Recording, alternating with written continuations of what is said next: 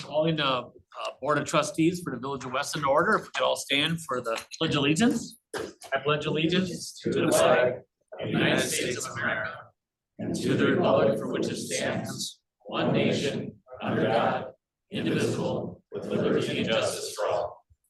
Thank you all. If clerk could call roll. Maloney, Here. Sagami, Here. Cronin, Here. Ermeling, Hardinger, Jasper should be on Zoom. But he wasn't I'm back. not seeing his number on there. No, you're not? Okay. Pincinel, No, present. and Wyland. Sorry.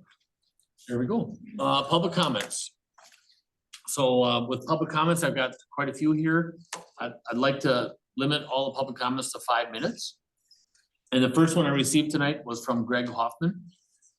Greg, if you want to come up to the podium there and just state your name and address for the record. Hoffman, 5203 Scott Street West, my wife Gary. Okay, thank you.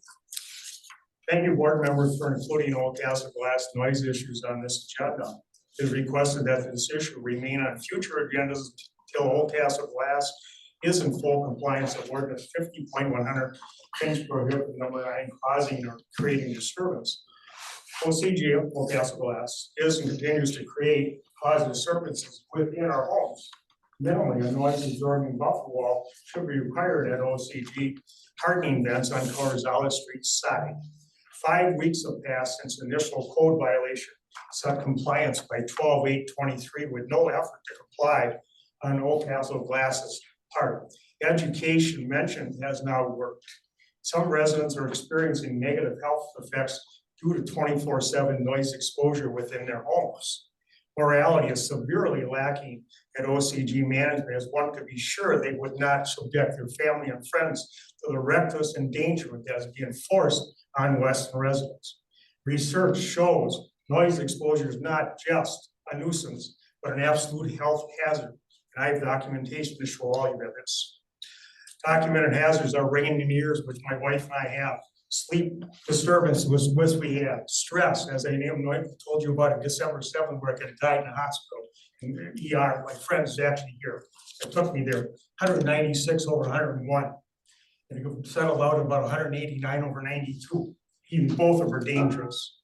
Anyway, mental health issues, cognitive delays, anxiety, depression, low birth weight, child learning delays, high blood pressure, stroke, like I said, fatal heart attack, dementia, etc. Zoning members have mentioned gray areas in number 9, ordinance 5100 things prohibited. The statement in number 9 says what it means.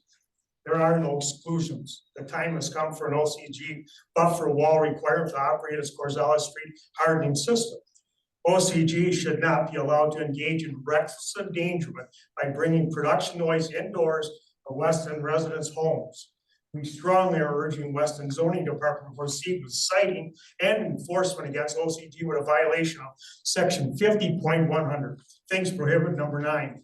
Everest Metro PD and Marathon County Sheriff should now be made aware of ordinance 50.100. Things prohibited number 9, as we have a right to call when OCG causes disturbances. Number 1 example here. OCG was containing their hardening system noise, apparently using compressed air system in another area previous to October 2023. Number 2, approximately 10 years ago, I told you OCG had progressive angle park trailers, semi-trailers from east to west, almost to Scott Corzales Street intersection, where that wooden fence is now.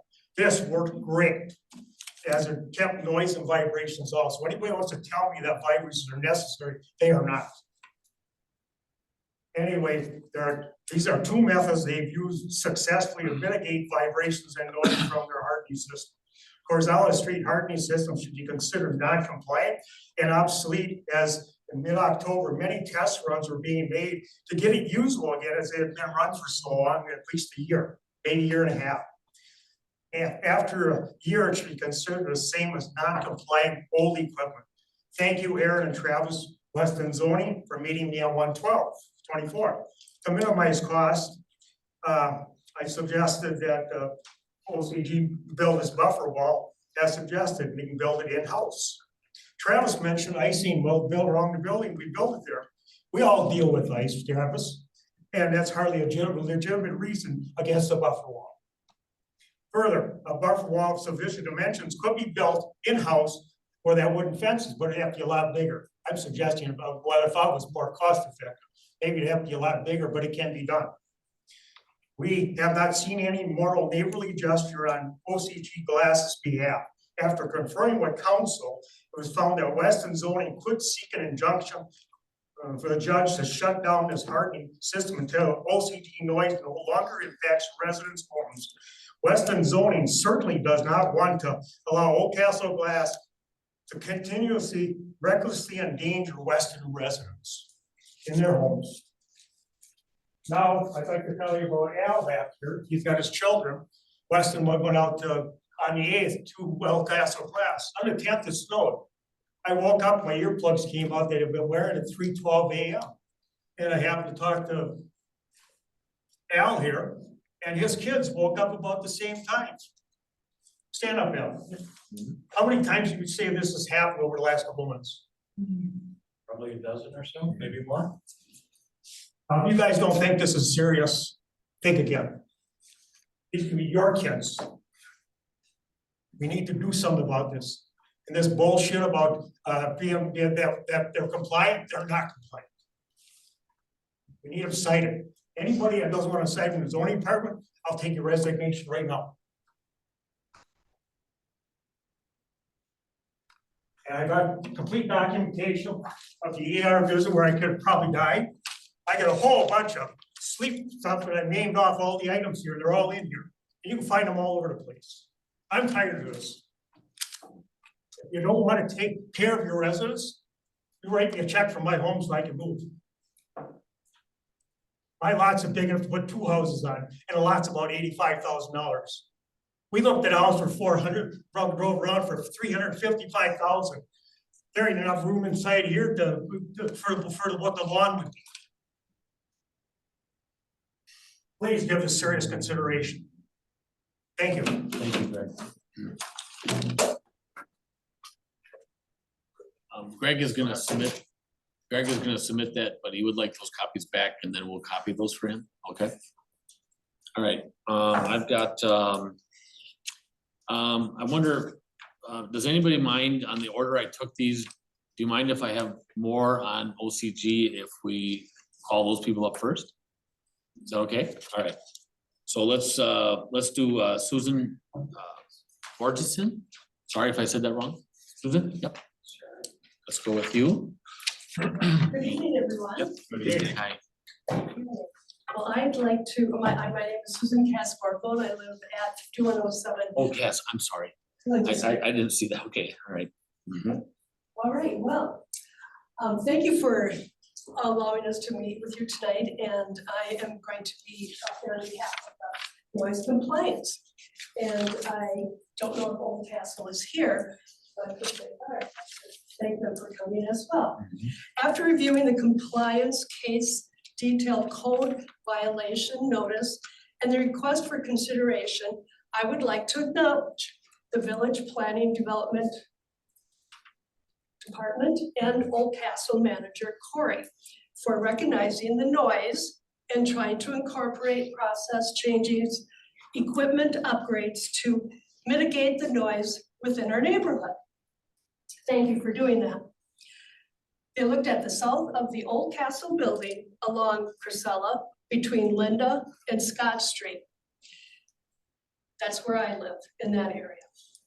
We sincerely appreciate and hear the efforts and energy that has been put forth by the past, because I have personally have gone to Old Castle and asked them to help me out, and they did.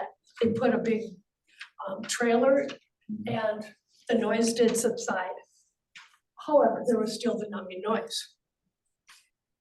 So I thank them for doing that. Roman, okay. You should be given a way to go. Certainly went way beyond the duty. Laying on the ground, I like that. That's a guy that's putting his energy into work. But how unlikely the song by Carole King, you didn't feel the earth move under your feet, but you did feel or hear than the humming noise.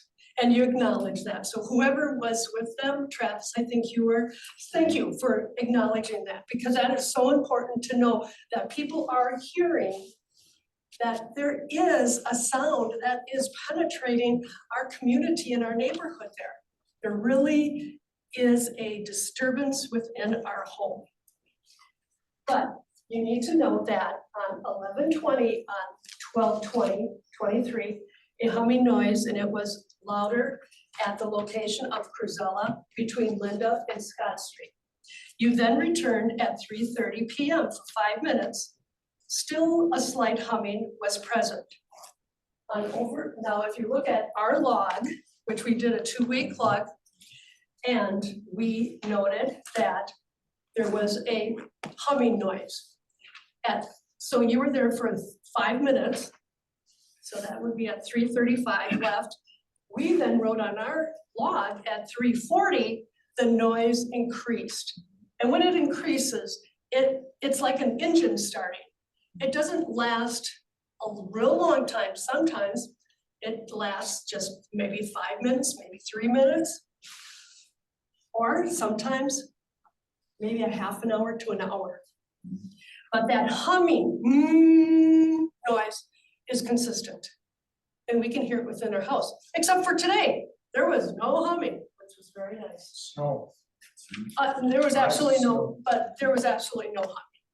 So, and there has been days that I've heard nothing, so I appreciate that. Okay, so right after you left there, it increased. My husband and I just thought we wanted to verify that that is occurring, and that we really appreciate the fact that you are looking at the problem. You indicated that in your compliant review details. So as the noise this last few weeks, it has fluctuated down, and it has not been so loud. So I don't know what has been happening, maybe the snow, but I really appreciate the sound that is not that humming noise. So again, we believe the plant manager, Corey, David and I thought that we wanted to acknowledge that we see that something is being looked at. So we appreciate that. But with what Greg has indicated, there is concern. And I would really hope that all of you take that to heart, because something is not normal with a plant always making that kind of noise. And it's all at all hours, even though the plant, Corey said, they don't do the glass at night. There is something being dumped. It's not all the time, but it's frequently enough to wake you. And as this gentleman said, or his kids as well. So again, thank you, plant manager Corey, with this concern, and I'm sure that he will be, and the plant of Oldcastle will be continuing with the process that will decrease and mitigate, hopefully, or eliminate the noise to the neighborhood and the residential community. So thank you. Thank And you. you're welcome at any time to come over. I'll serve you coffee. I usually have cookies in the house. So, but if you'd like to just listen to what it sounds like indoors. So thank you. Thank you for that 2-page schedule that you sent us too. Oh, you're certainly welcome. Very good. We submitted that to the police department also, and of course the planning, so. Okay. Okay, thank you, Susan. Thank you. Yep. Let's see, I've got Barbara Bolton. If you want to come up and address the board, just state your name and address for the record. Hello, Barbara Bolton. 3102 Foxtail Court right here in Weston. And the last meeting I was at was about the TNR, that was their release for the cats. We have no place to take our community cats that are pretty much abandoned or dumped, and they have no place to take them because Humane Society doesn't accept cats from Weston. Where we were at last time was that we were working on a contract with the Humane Society, but I have I don't know, I've heard that they're not really on board with TNR, so I'm here to kind of reiterate the TNR program and I just want to, thank everybody for allowing me to talk, and I won't take too much of anybody's time, but I do want to go through this. I want to briefly explain some of the science behind feral cat populations. First and foremost, they will always exist. They've existed for thousands of years. There's no living with or without cats. They will always be here. They don't just pack up and move away. And through research throughout the years, they have found that just killing them or removing them and putting someplace else doesn't work either, because unneutered and unspayed cats just move back into that territory. It's called vacuum effect. And it's true, that's what happens. And then they just continue to breed, and the community of the colony of cats just continues to grow. Also, trap, neuter, and spay effectively, it stabilizes the cat population. It also makes the population healthier, because once they're released, they are now spayed, neutered, they have vetted, they have their vaccinations, they're ear tipped so that people know that they have been vetted and ear tipped. And the howling and the spraying and the roaming stops. They stay in their community, they take care of their own territory, they don't allow other males or females to move in. It's just healthier for a community, it's humane, it's the humane thing to do. I was doing a little bit, I just want to show you what happens when one female cat is kicked out because she's now at a breeding age and she's not cute anymore and we want to just get rid of her. So within 16 months, you'll have 50 cats, and within 2 years, you'll probably have 100 in that area. So it's really important to just control that. That's the main thing, because then you don't have a very healthy community anymore. You got a bunch of sick cats running around. Also, I also have pamphlets and all kinds of information on it if anybody's interested in seeing that. But one of the things I was talking with some people about this, because it should really be a whole package, not just rescuing a stray that's been tossed out or a sick cat, but also the strays that are running around need to be spayed and neutered. It's really important. So I have found this woman by the name of Jessie Nettie Gums, and she's the owner of Rescued Pet Veterinary Clinic in Merrill, Wisconsin. I have her phone number. I just got off the phone with her a few hours ago. She runs the place. She doesn't have room to take in, 30 cats at a time, but she'd be willing to work with the village of Weston on a case-by-case basis. She's a vet.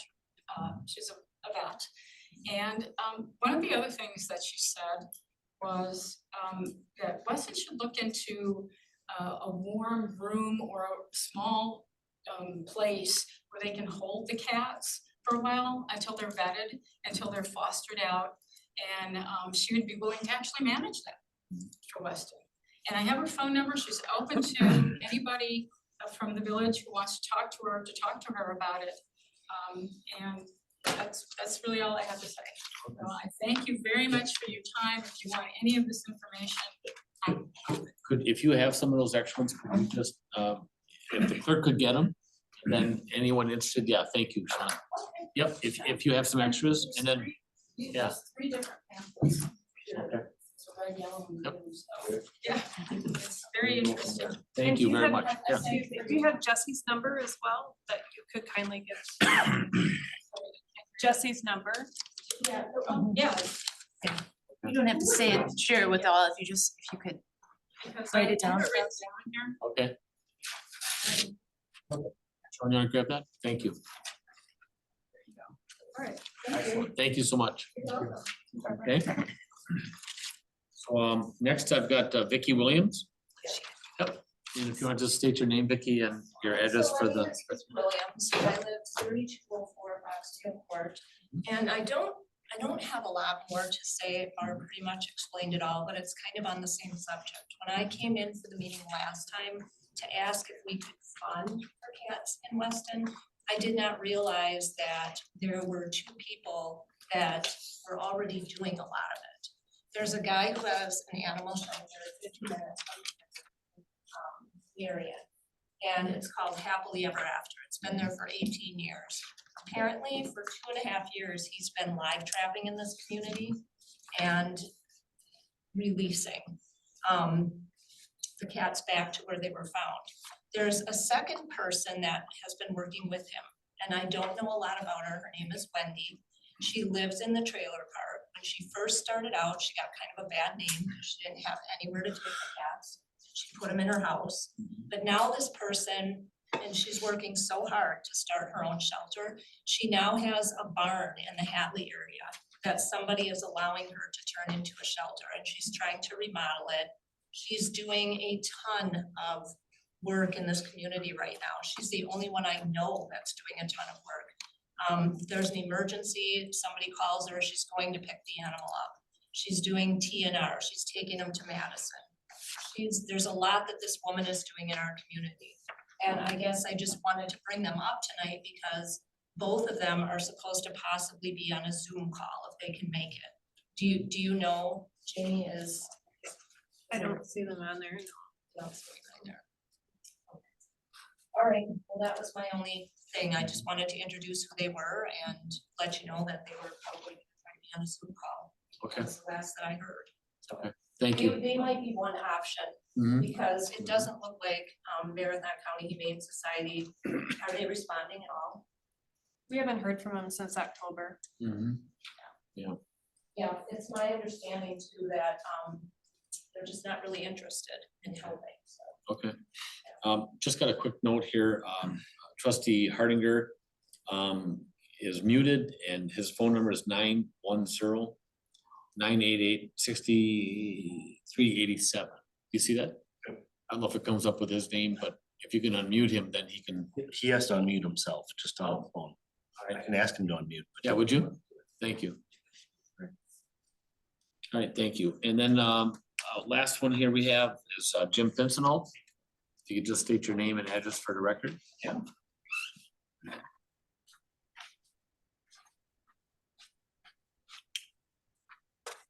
Jim Pincinel, 5002 Arrow Street.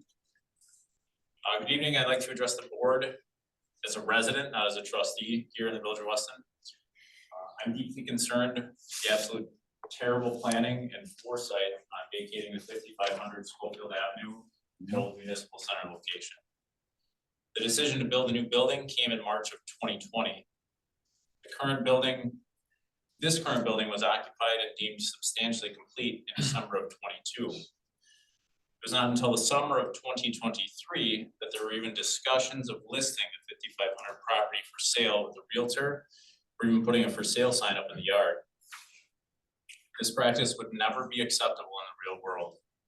If I were moving my business and building a new building, which I personally did, I had a plan for both properties. The old property was put up for sale and lease long before my new building was completed. Within months of me moving into my new location, the old location already had 2 tenants installed. There was a decision made on the 5500 property to use an RFP, which is a request for proposal, to gauge interest on the property for sale. An RFP is basically some hidden document which was only available to a handful of people in the know to see and make an offer on the property. This is unacceptable. This is not the same as professionally marketing the property.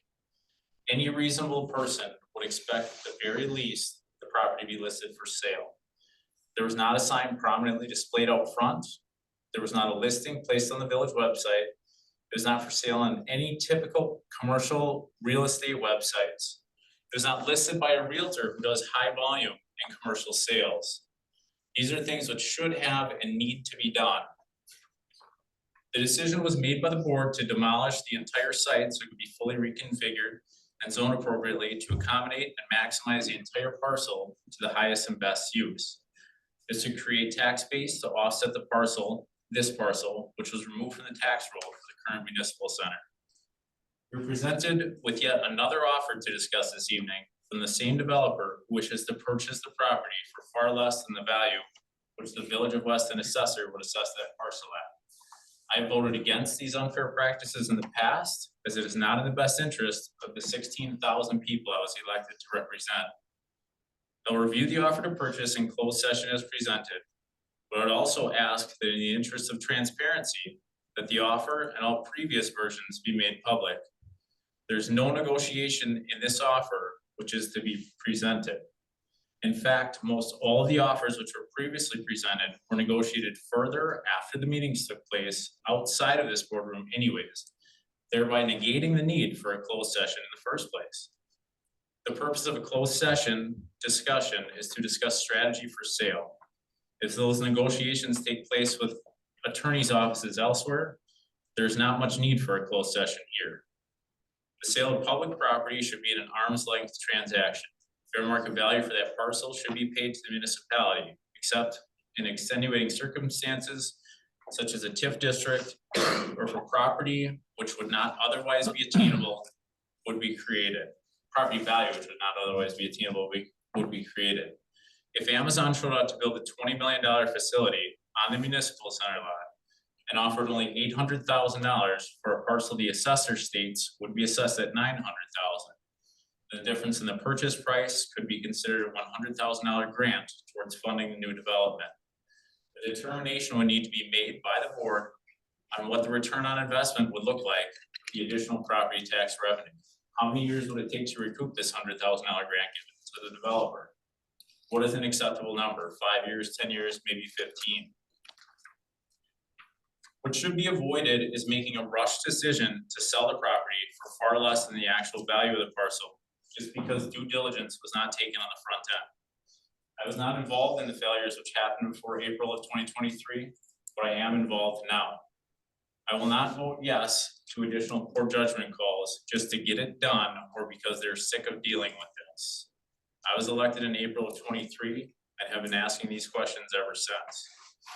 By show of hands of folks that are here, who thinks my rationale is reasonable? Thank you. Thank you for your time this evening. I look forward to seeing the outcome of your decision moving forward. Okay, thanks, Jim. No more public comment? Okay. Moving to minutes from previous meetings, 4 and 5, approval of December 18th, 2023. Board of Trustees meeting and approval of January 8th, 2024 special Board of Trustees meeting. What's your pleasure? Motion to approve item number 4, approval of December 18th, 2023 Board of Trustees meeting. Motion by Cronin, second by Wyland. On the discussion. Yes, there was one correction on that, which I've already brought to Clerk Brink. Okay. Ken said he's in the meeting right now. Is he able to do? Ooh. Ken? From Happily Ever After? Oh, well, let's just pull off of these two and then we'll go back, okay? Okay. I have a motion on the, Yep. yeah, okay. So any more in the discussion? Hearing none, all those in favor say aye. Aye. Opposed? Carried. Number 5, approval of January 8th, 2024 special Board of Trustees meeting. I have a question. Can we get on the floor first? Motion to approve by Ermeling. Second. Second by Pincinel. Now on the discussion. Why was the discussion that took place on 5500 Schofield Avenue not included in those minutes? There was a very lengthy discussion and there was one paragraph in our minutes. That was just a decision of mine. I apologize. I didn't put it in there. So we can amend that, yeah, or add I that. Can we? Yeah, If you wish, Please. please. Okay. then Yep. Any more in discussion? Hearing none, all those in favor say aye. Aye. Opposed? Carried. Aye opposed? Yeah, Okay. until it's amended. Okay. Correct. I also voted no. Okay, so That was part of a motion, wasn't it? yeah, I thought you guys were saying she's gonna amend it. right. So you wanna just pull it off? The motion was not amended. Yeah. All right. There was a motion to approve the minutes. Yep. What do you wanna do? You wanna pull it off completely and bring it up the next time? I would prefer to see it come back here before we Sure. approve it. Yeah. That was, Who, I'm only one, so. so Ermeling made the motion I'll and Pincinel, so you're gonna pull yours back? I'll pull my motion. All right, and you'll I'll pull your rescind my second? second. Okay, so we're gonna take number 5, approval of January 8th, special board of trustees meeting, and we're gonna push that back a month for approval, okay? We all got that? We need a motion for that? Motion to defer to the February Board of Trustees meeting. The January 8th special board trustee meeting? Yes. Okay, Yep. by Second. Cronin, second by Pincinel. On the discussion? Hearing none, all those in favor say aye. Aye. Opposed? Aye. So carried. All right, that's gonna be back. Now let's move back to public comments, and Ken is on. Ken, can you hear us?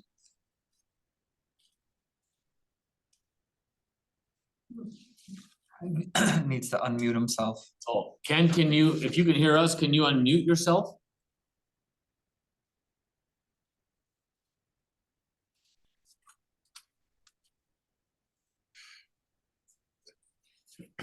Jamie's gonna see here.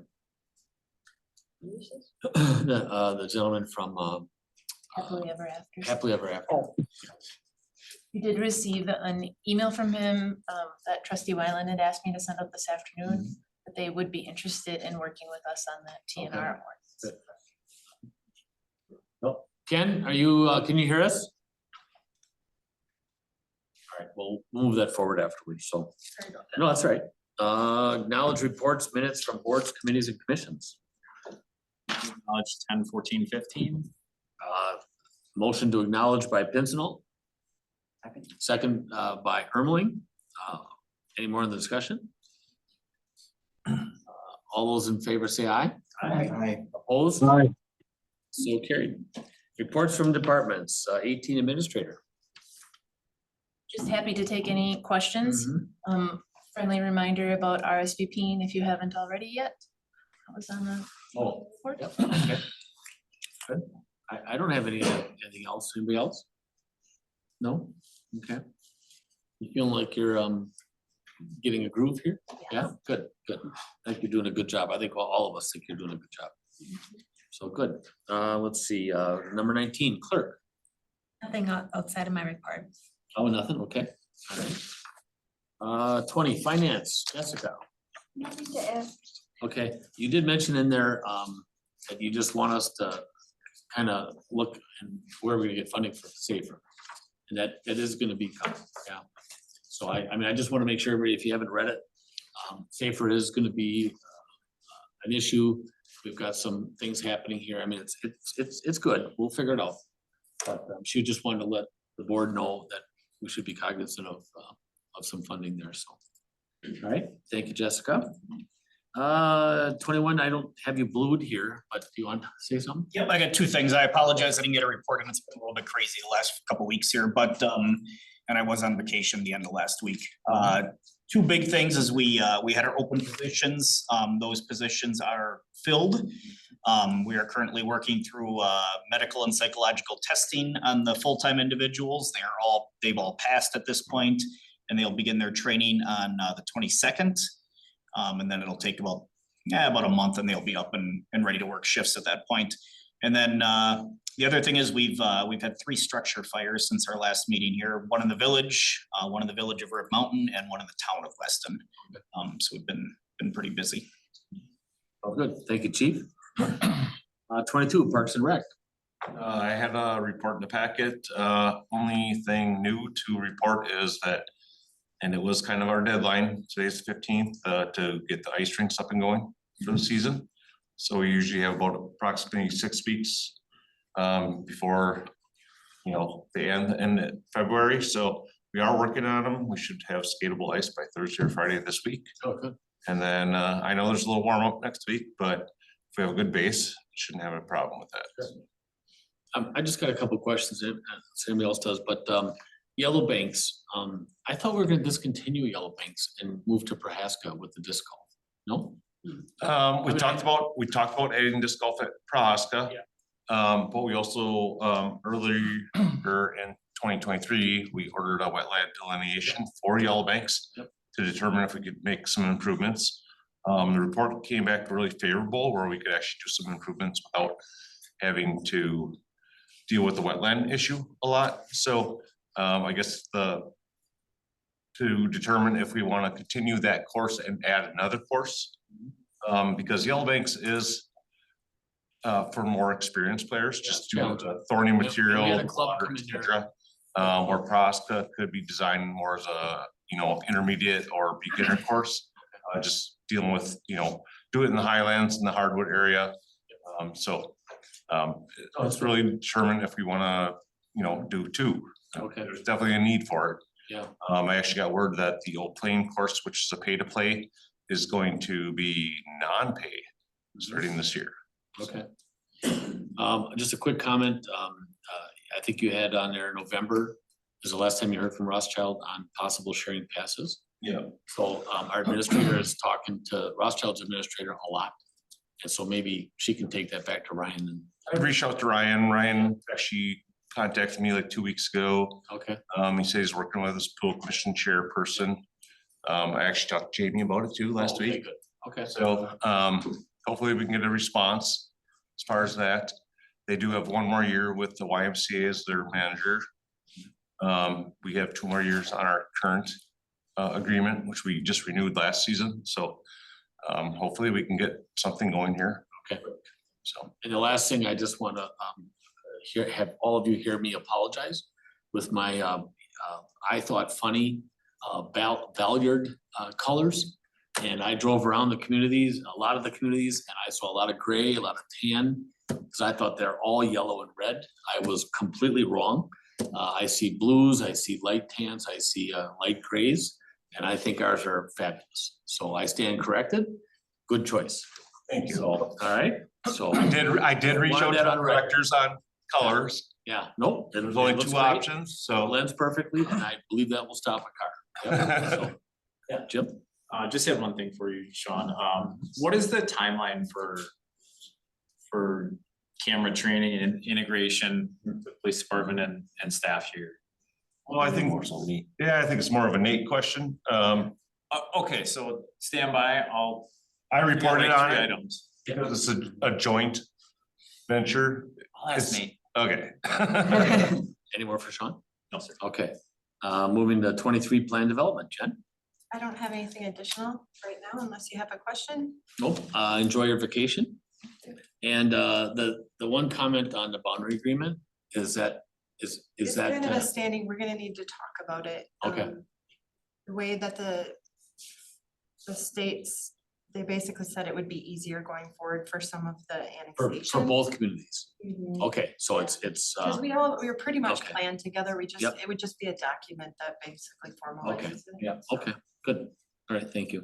I didn't know quite what it meant, so, Yeah, okay, it's just would make it a little easier. okay. Any other questions for Jen? Captain Hancock? All the stats for crimes and responses are in the packet, so if you could just take a look at that. The big thing that we've been dealing with was we had the officer involved shooting with 3 officers involved and the staffing challenge that presented, but that was resolved because Rothschild PD has stepped up and helped us out with staffing and has been there to assist us the whole way. And those 3 officers are planning on having them back very soon. And that'll really relieve the staffing issues. And we have 2 recruits that are in training right now. One has since resigned, one of the ones that we sponsored to the academy. And that was for personal reasons. It's which I probably can't disclose, but and understandable, and it's better for that recruit to resign at this point. But yeah, we've gone through some bumps, but with the support of Rothschild, we're making it, and looking forward to getting these 3 officers back and getting back on track. Do you have it just soon, or do you have an ETA? Very soon. Okay, Very soon. so within weeks? And they're doing well, and yeah, we're in the final week to week and a half until they come back. We're hoping. And then the week later, at Rothschild, we didn't have anybody that was. We actually, Everest, we assisted We them. assisted. We had officers down assisting them, which is, it's great. It's a force multiplier. We assist them, they assist us. And so they did have a critical incident that we were able to assist them with also. But we had nobody off then after that. No, none of us, Rob. Good. If you haven't read the report, which I don't always read it, but it's actually overwhelming. What happens in our small little community. It's absolutely overwhelming.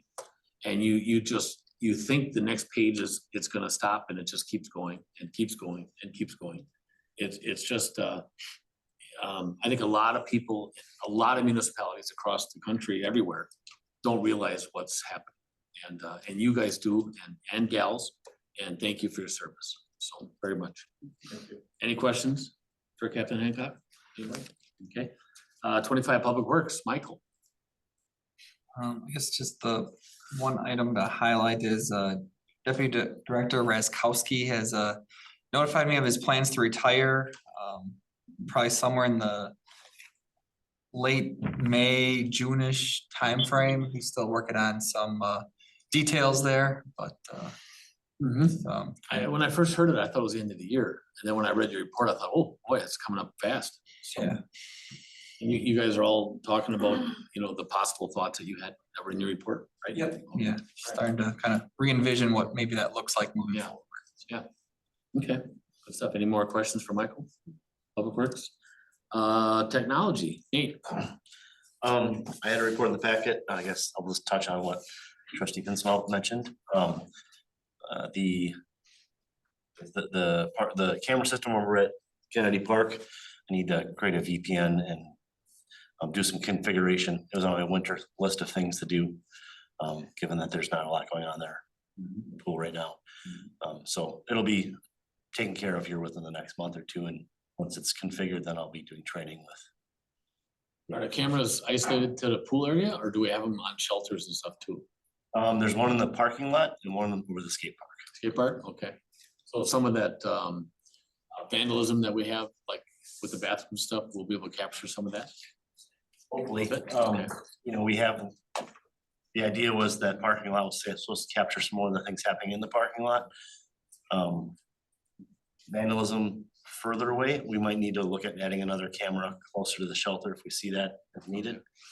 I do think that some of those situations might be handled better with like trail cams, less expensive.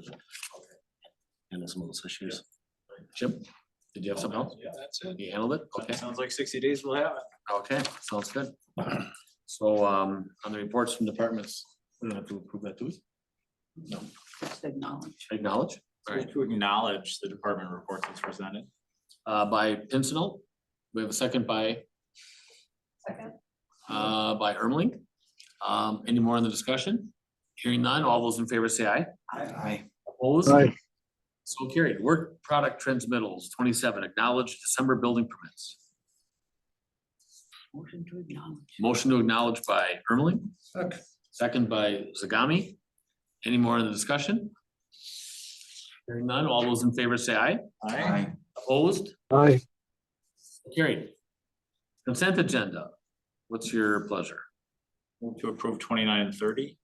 Okay, by Pincinel, Second. second by Cronin. On the discussion, any questions there? Hearing none, all those in favor say aye. Aye. Opposed? Aye. So carried. Ordinances. So I've got that stall down just perfect right now for him to jump in.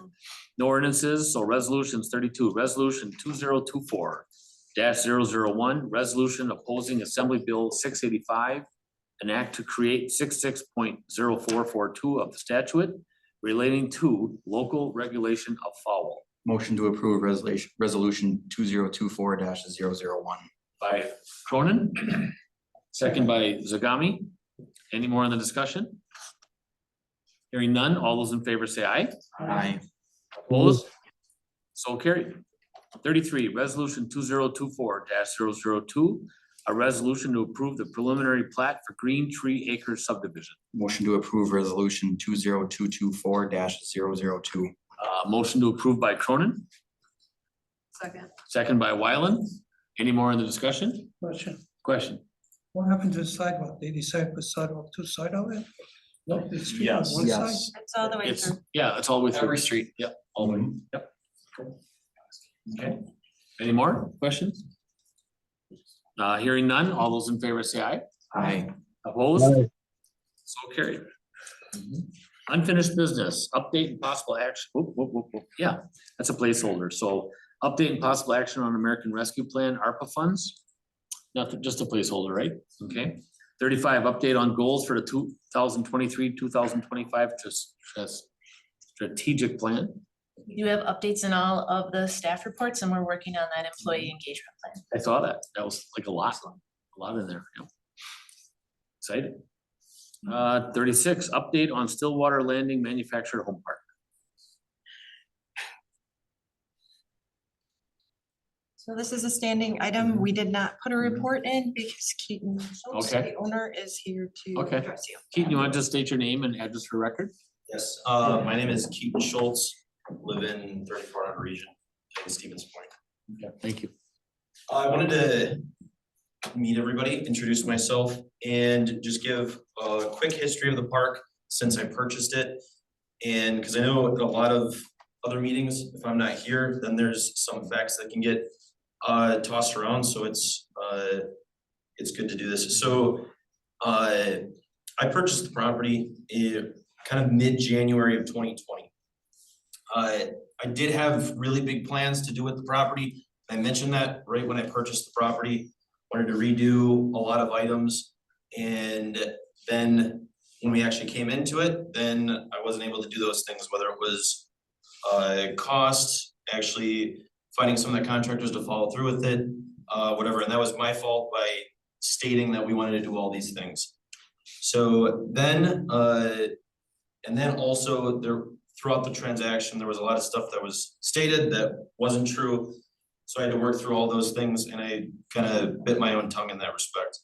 So we had to go through evictions. Then this awesome thing happened in 2020, 2021, COVID, which put a large stop to a lot of things. As you guys probably know, now a lot of things cost significantly more than they once did. So we had to redo evictions in that time. Since recently, we've put in our plan for new roads, which we have around 5,200 square feet of roads. We're gonna be redoing in our first phase 2,100, which is a little bit more than 40%. Then we've also demolished more than 15 homes. When we're not required to do it, but we're doing curb and gutter throughout the whole park. So that's mimicking our 40% that we're doing this year. And then along that, that's where we're installing the new homes. We've brought in 14 new homes, poured 14 slabs, then redid the hydrants, electricals, pedestals, and then the steps.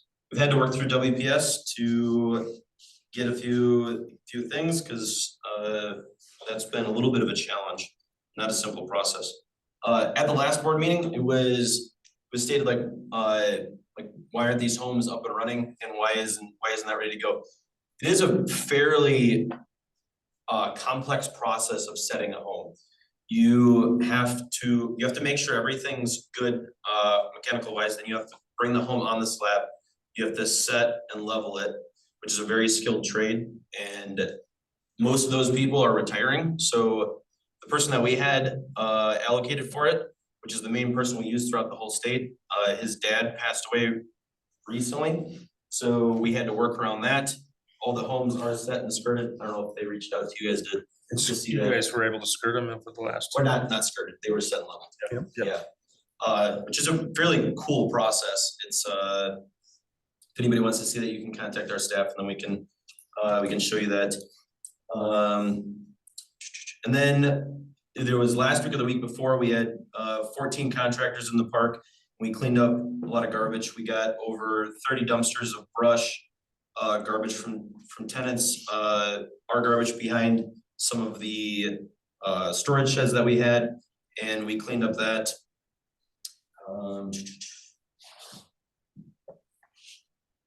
And that's what we've done basically to date from the last few months. So we're actively doing everything we have to put a plan in place and sell the current homes that we have. And then we can do our next phase. We're doing in the phased approach because that's what we can afford to do. I didn't budget to have the roads go up concrete. As you guys know, if you building this building, concrete increased and it just increased again as well. So I wanted to let everybody know what I did do. I shouldn't have said we're gonna do all these things. I was really excited to do it. Now this is our plan to stick to and to see it out through fruition. And again, if anybody wants to go through one of those homes or go through the park, my staff and I would be more than happy to do any of that. So. Any questions for Keaton? Yeah, we talked about updating the paving plan so that we could have the whole park paved in 24. Where are we with that? I can't pave the whole park in 24. So I have to follow the plan of doing the phase and then selling the product that I have. And then I can afford to do the next phase after that. So what's the plan to maintain a safe, passable roadway for your residents in the 60% of the park that isn't paved? Yep, so how we designed the 40% being completed is that is the worst portion. We had all the potholes were cold patched. And the other section of the park is comparable to many other roads in the municipality. Not in our municipality. You're talking the village of Weston? I'm saying just in general. So that's how we picked. Crummy roads, sorry, Michael, but they're not that bad. I mean, if I didn't have a 4-wheel drive pickup, I wouldn't have drove through your park August 4th or whatever day I was there. And the potholes, Keaton, they lasted for months until you finally handled it. So, I mean, Yeah. you know, really the sense of urgency just wasn't there. And you and I have had many conversations about me going through there. And I was going through there weekly and I was following what the residents follow. I was following on somebody's lawn to get around potholes. It's horrible. It was horrible. Now, the patching has helped. It has. So, you know, we just, if we're gonna do 40%, then the other 60% has to be touched every week. Cause that's just how often it gets separated and, you know, the rains are there, or now with the snow and stuff, and the spring thaw, the thaw is gonna be huge. It's gonna be a big deal. Who's mandating the curb? We are? I mentioned nobody's mandating it. We're doing So it. could we, for dollars wise, could you pave more, curb less, and make phase 2 a curb? Could you make the front, you talked about square footage, I think you said 5,000 square feet sounds way too low, but could we change that? Do you need the curb? Is there a process you're trying to do with the curb? Cause we've got several neighborhoods that have been not curbed, and I don't even know if it's called a mountable curb, the Crestview. Yeah. In particular, it's right behind Quick Trip, and it's got about an 18-inch apron of cement on the blacktop, and I mean, I see the kids walking on it, and it allows for a lot of different things, the plows, and I just don't know if you need to do the curbing and Yeah, just do something like that. I think you'd save some money. I've redone a decent amount of communities, and some of them I know you mentioned that you drove through. And installing the curb is something that I really want to do. It's going to separate.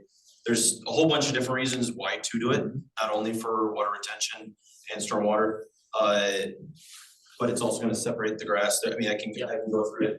It'll hold vehicles off. I get it. Yep. So I do need to do the curb water. That's the only means of controlling the stormwater in the park. Oh, I see. Okay, good. Everything sheet drains inside the park, so it is. And we have to go inside, yes, Boucher? I think that should be linear for if he's talking, I thought you were talking about the road. Yeah. That should be linear foot, not the square foot. Well, if I mentioned square foot, then that was. Yeah, it's probably linear. Yeah. Yep. And also that curb he's putting in there, it protects his blacktop. Yeah. Oh, yeah, definitely. And Roman had a good point there on the drainage. So good. It's pretty important. I mean, Colonial has a lot of their. Yep. Okay. Area as It's more defining too. Okay. How about your office? I know there's a permit out for that, right? I know it was mentioned at the last meeting that there was like building inspection that we called that we weren't prepared for, something like that. I just wanted to clarify that we never called that. So it's, framing is completed. I believe Disher was inside there to, finish the electrical, and we're waiting, we're gonna just reinstall a new roof so we can redo soffit fascia inside there. How many active violations do we have in that park right now? We're doing a lot by lot inspection with Keaton on Thursday. We had tried for the last several weeks to get on the same calendar. Unfortunately, we weren't able to do it prior to the board meeting. Otherwise, we'd have up-to-date numbers for you on that. Travis is, Holiday and stuff too. yeah, Travis is in there. Yep. Multiple times a week. So I mean, we have a good idea, but I mean, we don't have hard figures for you. They have cleaned up a tremendous amount of stuff in the park. As Keaton indicated, it was double-digit dumpsters that they pulled out of there in a week. So, but unfortunately, I don't have those hard numbers for you. And just for clarification too, after we did the park cleanup, we requested to go through lot by lot so we could just be on the same page, have a common baseline, and then move from there. Right, did you have something to add? So I'm standing here because, I'm Nathan Miller, these attorneys. I used to be at the city of Wausau. You look really familiar. I probably do. And when you stood up there, I thought, well, are you out of order or what's the heck's going on? So, Yeah. obviously, Keaton has a lot of properties in Wausau. We would hold problem property things to figure out, what properties in Wausau are an issue. Sadly, or maybe not sadly, Keaton's name was on a lot of those. What we ended up doing going forward is he met with our staff, we had the building inspectors and even the fire chief, I think even came to kind of just work through a plan. And I think that's why Keaton's here today, is to get a plan, everybody's on the same page, because it's not gonna work if both sides aren't, have some sort of agreement. So that's kind of why he's here. He asked me to come to maybe share that with you guys of, that's how we did it in Wausau, and it's much better than what it was. Because the inspection department were in my office almost daily for Keaton's problems. And so once we all kind of got on the same page, it very much improved from there. So I know, Jim, you were talking about, okay, well, what's this road paving thing? It's gonna be 100%, 40%, 60%. That's one of those things that I think would be really important, that we kind of have maybe an established agreement or understanding of how we go forward. That way, basically both parties can hold each other accountable of, all right, you said this is what we're gonna do and now you're not, or something like that. So Yeah, we've had, well, maybe not that conversation. I'm sure someone can refresh my memory, but I know there was, it's getting paved this year, that's come in front of us multiple times, right? Multiple years in a row. And I think even in 23, it was supposed to have been completed in some capacity. I don't know that it was the entire park, if it was phase 1, or phase 7, or whichever. But if we could get this is our timeline for acts, this is our timeline for correcting infractions, I think that's a fair, honest, and equitable way that we can all work with it. But just we'll do it next year, or we'll get it done this, like, that doesn't. Yeah, if we set benchmarks and we hold each other to those standards, I think that's a very fair way to do it. I completely agree. That's basically what we did in Wausau, that's what he did in Stevens Point, and it's working from there. Okay. So it keeps everybody kind of accountable. So it's something, what's the timeline to set up? So you're gonna do the meeting with them on Thursday. Yep. But that's obviously just for that, but I don't know if you wanna talk then with them about specifics. Obviously, you don't wanna set yourself up for failure, but you also have to have realistic guidelines, so. The roadwork is, my contractors are gonna be ready to go, but I know what I reiterated is you guys wanna time it, with the water line. The water line, so, and you thought that'd be May, right? Yeah, probably. So we gotta jump up on that so that we're flexible with whatever he is gonna do. Yeah, just in the future, under promise and over deliver. Yeah, I know you were very excited, you had a lot of things to say, but it's hard to judge that, it's hard to work that, and so it's probably the better deal. But yeah, go ahead, Shane. Michael, is that water main is a cost sharing? The water line is ours as the village. It's our public main. They tap off of it just like any other resident would, but the main that connects East Jelnik to Schofield Ave is Then you build up the area, it's disturbing also. correct, yeah, so it'd be up to us to restore, backfill back up to the I guess, street surface. Yeah. On the, under the agreement that they were planning to pave the road, so. So they pay for pavement? That would be my It's proposal, all yes. private. It's all private. Okay. Any more? I guess back to my question, the reason I brought that up is I think I've heard you made a comment before that. I mean, the last time that we talked, there was somewhere between 200 and 300, if I'm not mistaken, violations. Just that were over in the park. 300. 16, I think. 16. Okay, so you had made a comment that some of those were your responsibility and some of them were your tenants. Am I correct? So my suggestion with that would be, ultimately, you're the owner of the trailer park. Even if they're not your responsibility, it is your responsibility to enforce your residents to get the issues that they have fixed. 100%, and that's why I requested that we do the lot by lot walkthrough. So we took care of everything that we saw as being on the company. So then we need to go basically to each tenant, and then we're gonna deliver notices and walk them through the process of getting it. And if there were really basic stuff, like there was garbage or, very simple stuff, we just took care of it. We asked for permission to do it, so then we're navigating everything in a positive way, so we're not tossing something that maybe they were gonna put in storage or something like that. But having then that list from the Village of Weston that says, okay, this is a violation, then we can cite that, we can give that to everybody. And then it's not just us saying something, it's we're working with Weston, we need to clean this up as a team. That was the approach that we wanted to take as a team. Okay, thank you. Last thing on East Jelnik, if you drive East Jelnik, you'll see some of the fencing that's down. And in that spot, there are tracks of vehicles going in and out. So you might wanna just, get that piece back up.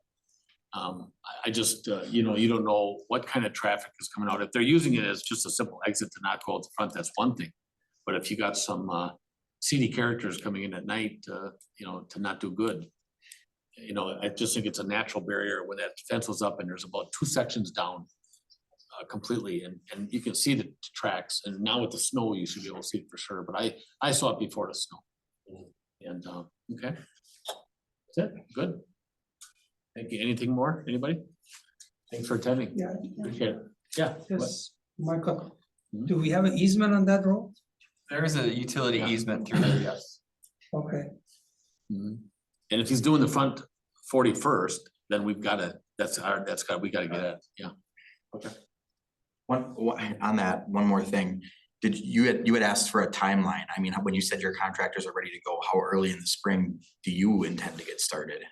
I wanted to get, as soon as they deemed that frost was settled and they were ready to go, it is one of their first projects. They're doing, the contract that I'm gonna use is doing 6 other properties of mine. So then I told them to move this one around to try to make this one the first one. Okay. Cause then we have, hopefully more homes coming in the spring, and then the same contract that's gonna be doing the curb and gutter is also gonna be pouring the slabs. So I'm trying to time everything correctly, so getting that inside there, it only makes sense for us to work together to make sure that that's done when we dig up the road. Are we flexible if we have an early spring? Yeah, I mean, if you can dig, that's fine. So if it. Jump in there? If Okay. it's thawed out by April, we can find out. What's our timeline once we're in and out? Days, weeks? Probably a week. Okay. That should be in and out then. Good. Yeah, I mean, if it's straight water main, Yeah, there's not a lot of services, so. Okay. Blacktop vendor, you care to disclose or no? Most likely Jensen and Sons. Right. Do we need to look at a secondary means of egress out of the park during that construction? Are you gonna do half, you mean? Are you saying? No, for the water part. Oh, yeah. And that's running right through the entrance to the park. I'd have to look at how much disturbance we need. It might be down to 1 lane, but I don't know if it would necessarily be completely closed. Just wanna make sure we get the trucks in and stuff. Yeah. Okay. Good. Thank you. All right, update on municipal center punch list items, 37. Thank you for fixing the sink, Roman. I mean, it's pretty self-explanatory, the update, right? I mean, yeah. Michael, why is taking so long? For which items? All of For them? all of them, how it should be done by it. This is just vague. Since we're we like finished the 13 building months, up to yeah. date. You know, we hold some of them for summer, some of them for when they are available. We gotta get them job and finish it up in order. Yeah, I mean, Do we have a I guess I- specific one? yeah, I mean, a lot of these items are in the works or parts are being ordered or, you know. It's taking too long. You know, yeah, I understand part order and this and that, but they're working since we close the building and we move in, we accept the building. And how long is that? It's almost a year? 13 months. December 12th of 23. So that's just way too much.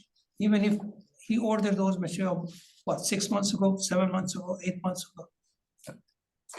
I mean, a lot of the HVAC issues, I believe, have been taken care of now. I mean, we haven't had any issues in the last month. So it is gonna be a kind of a figure it out when spring and summer gets here. I mean, the AC system hasn't been tested. It hasn't had the stress put on it like it was back when it was warmer. So the air conditioning. So whatever AC fix was done in September, it hasn't tested until July. Well, it'll be earlier than that. As soon as, Right, it'll be You're April. gonna test it tomorrow. It ain't getting tested tomorrow, tell you that much. So Unlike the heat issue, you know, they're halfway through the day, then it starts we building got up. that taken care of. Okay, So the Alright. system has stabilized in how it's functioning. okay. So we're pretty confident that that replacing the unit up on the mezzanine has solved the issue. There's been a lot of touch-up work. Okay, there's some work being done in the atrium. Myron has to work with their contractors and the contracts that they're under with those companies. So, i.e. the painting guy, they have to give him, I don't know specifically how long, but that's been the holdup with the work in the atrium. Is the painting guy hasn't gotten back to Myron. Well, they're under contract with that guy to finish it. Yeah, and they noted that they are now looking to work with Omni to finish it up, so. A lot of things too, they waited towards the end, so that way we weren't refixing things over and over again. So I think that's why a lot of the things are being done more so on the back end than the front side.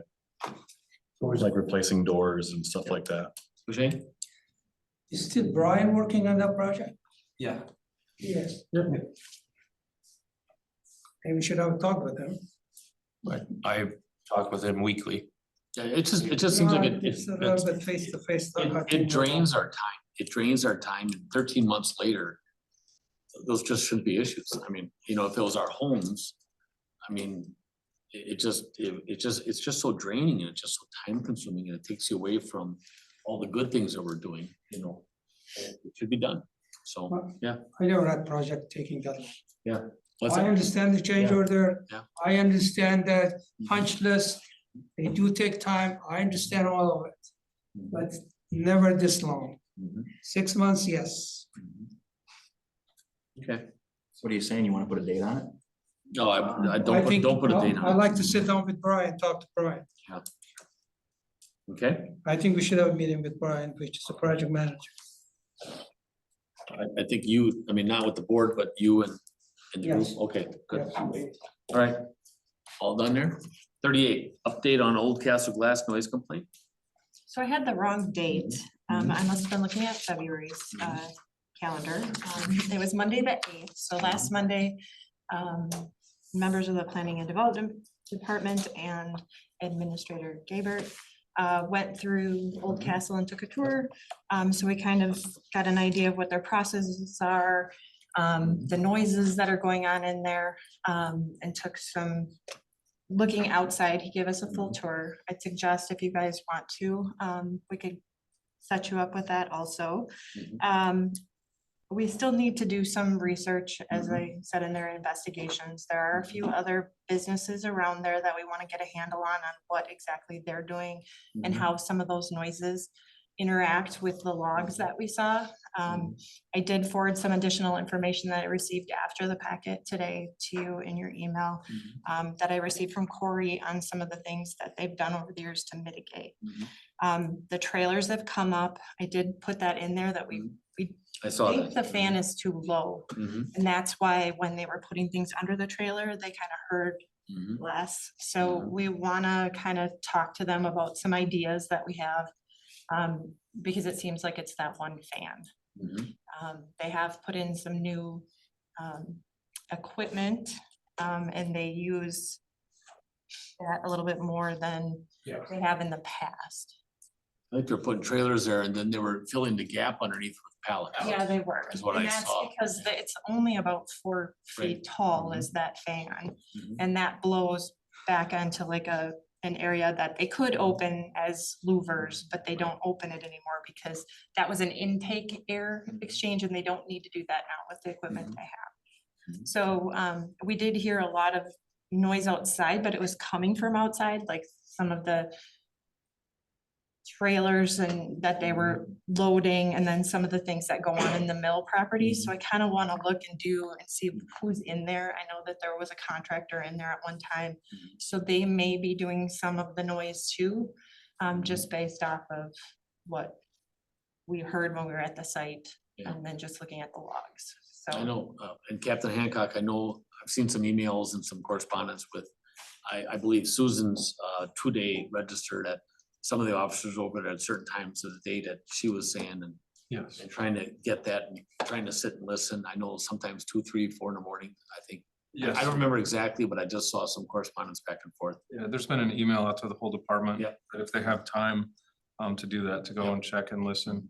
But also I'd recommend, if it's actively happening, just call us. And even if it's 3 o'clock in the morning, just so we can get out there and it's date, time stamped and documented on body camera too, so. Would they be calling Marathon County? They'd call it non-emergency. Non-emergency, okay, yep, okay, So you're saying go ahead and call the police? absolutely. One problem is 30 seconds from now it could be gone, 3 minutes from now. I know, but we gotta try. We gotta try. And it might be going for 45 minutes, you know.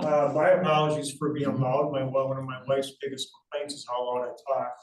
When I'm passionate about something, I'm loud. Yeah, okay. I am serious about asking to keep us on the agenda. Yes.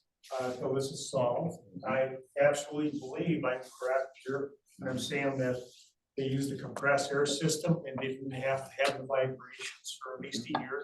The equipment had to be, did a whole bunch of experimenting to get it up back up running. That was one example. And the other one was that about 10 years ago, those trailers, I don't know if Susan remembers that or not. But they had those trailers and it was absolutely quiet. So this is. I think Corey even made a mention about the trailers and the pallets. It was actually him saying that they had put pallets underneath there. They 25 years ago, I was on a noise farm, Dean's over there, and I was the only one, so many years, you're the only one complaining, well, obviously that ain't true. Anyway, it's been musical trailers all these years, Randy Field over there said, well, we'll put trailers on, is this Randy, why don't you wanna use your shipping trailers for this? He said, well, there's those old trailers, well, they magically disappeared every October. If it would have been this October, we just got snow. All this noise goes on for a couple more months. And then when the snow melted, I always had to call Becca, we exchanged phone numbers. And he'd say under 50.103, he says, we don't have to do anything.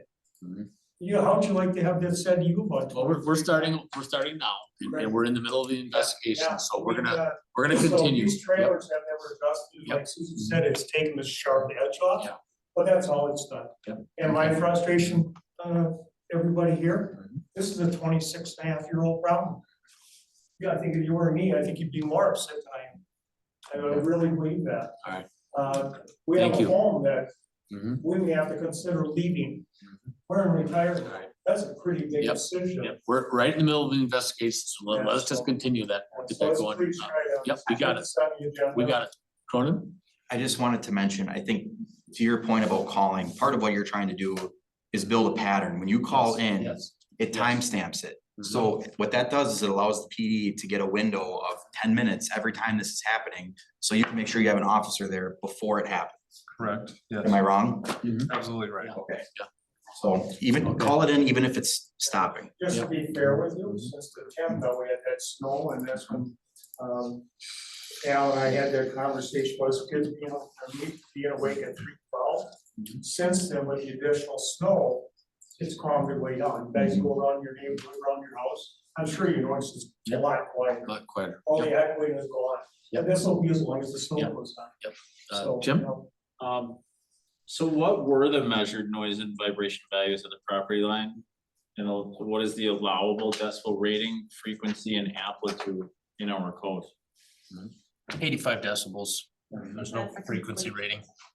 Is But that we're the not talking complainant's about property decibels, line? we're talking about Is creating it a the disturbance complainant's to their decibel? homes. And what about for That's vibration? What does our code say about that? There's no measurable number in the code. Is there? I don't have to look, I I've don't done know. a little research. Hold on, Greg. We gotta stay on track here. Okay, go ahead. Well, what did you use to measure? Um, I mean, I get it, ear to the ground, it's We have a pretty decibel. dialed meter, in, but But we don't have a vibration. So that So would, when I was on site with Travis a couple weeks ago before the snow flood, Bless you. I did not have the tool that Renee has used in the past. She has been on site in the past when this fell in her wheelhouse. But I took audio recordings and video recordings while I was there. It was relatively quiet. The loudest thing outside of the building is actually the semi-trailers. but really it doesn't matter what it is, whether it's glass breaking, whether it's people yelling, whether it's an explosion. The code doesn't say, well, explosions are okay, but fans are not. There's a noise and vibration. It's unnecessary noises. What equipment? Say why. Renee, what'd you have? What, some vibration thing? no, we don't It have. was a sound meter Oh, and it would record decibels. so we don't So have that no more? No, we have a sound Oh. meter, but they're different, it's a different device. Oh, I thought you said Renee had something that we don't have anymore. So we No? have a sound meter. Okay. We still have it. Oh, we I do. did not Okay. use it when I was there on site. So I think it's important for the entire thing, right? So yes, we need to know when it's happening, but if you get a baseline of, hey, you got tractors running in the yard, or we've got fan running, or there's the toilet flushing, whatever it is, doesn't matter. This is what the normal noise is whenever.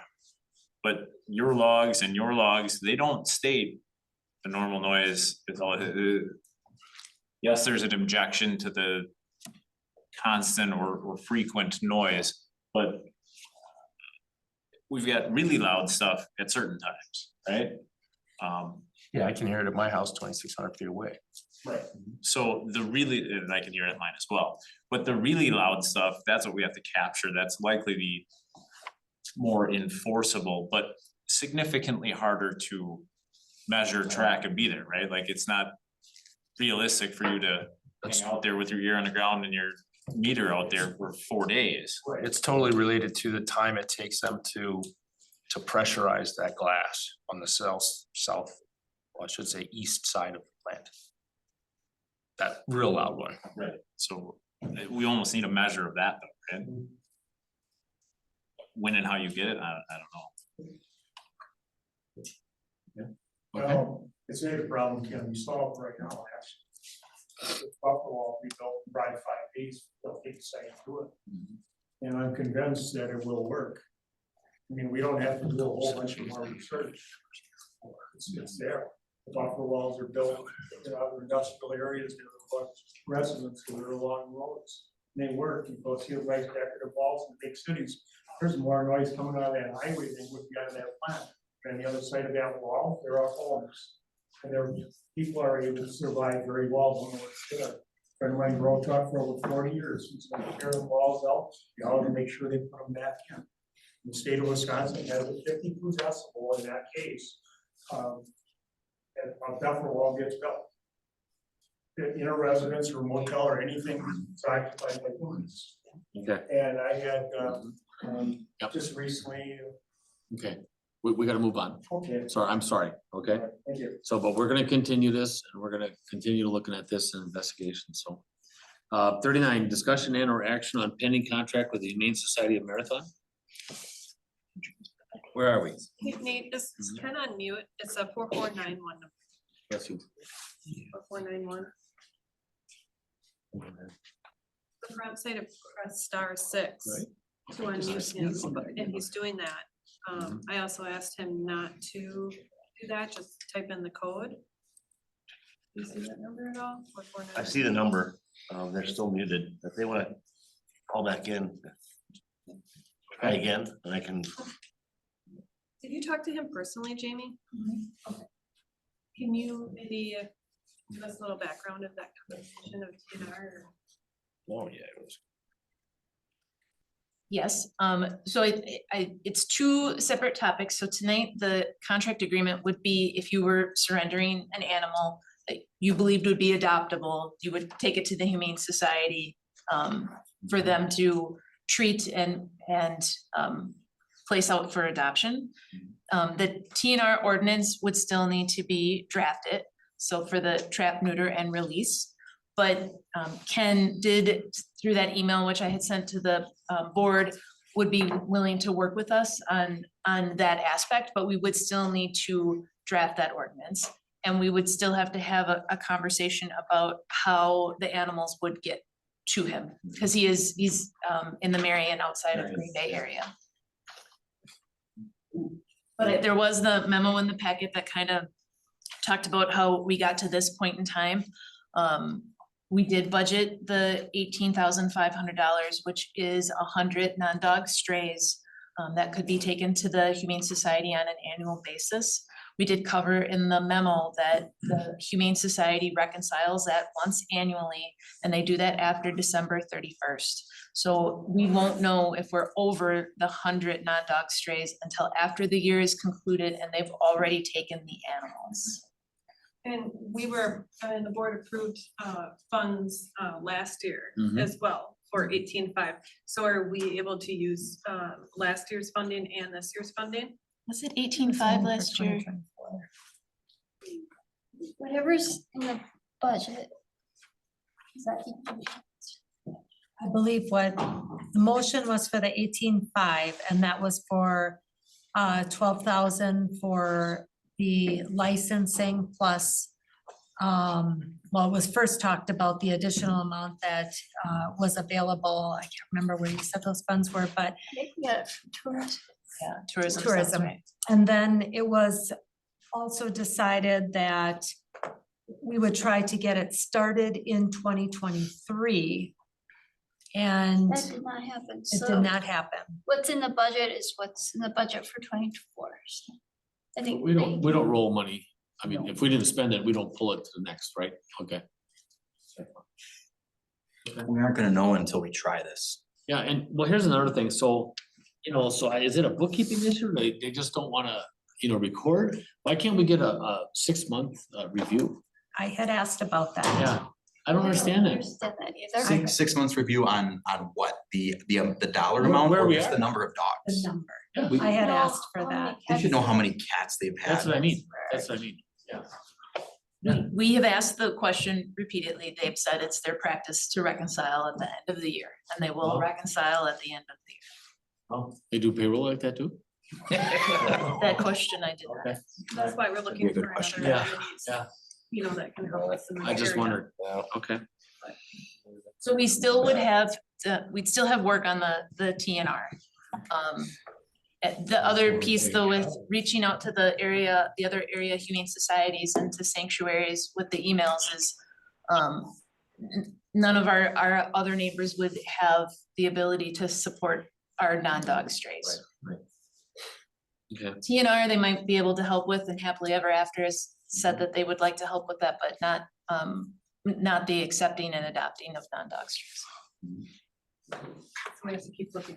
Yeah, so the Marion one is happily ever after, right? Yes. Okay, I mean, I was talking to somebody and I thought she was working with somebody over in the Marion Clintonville area already, and then it just got to be too much. And I just wondered if it was them, so. Okay. Ken came back in. Good way. He is? He's here. Okay. He's on hold.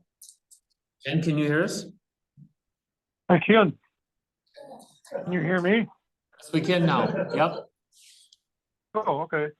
Okay. Would you want to- Yeah, I mean, we just didn't wanna, make too many commitments to some of the situations, and that's why we, I mean, my board, or the board that I work with in our organization, didn't really want to take on a contract per se. They said that they're willing to let us, help with the TNR aspect of it.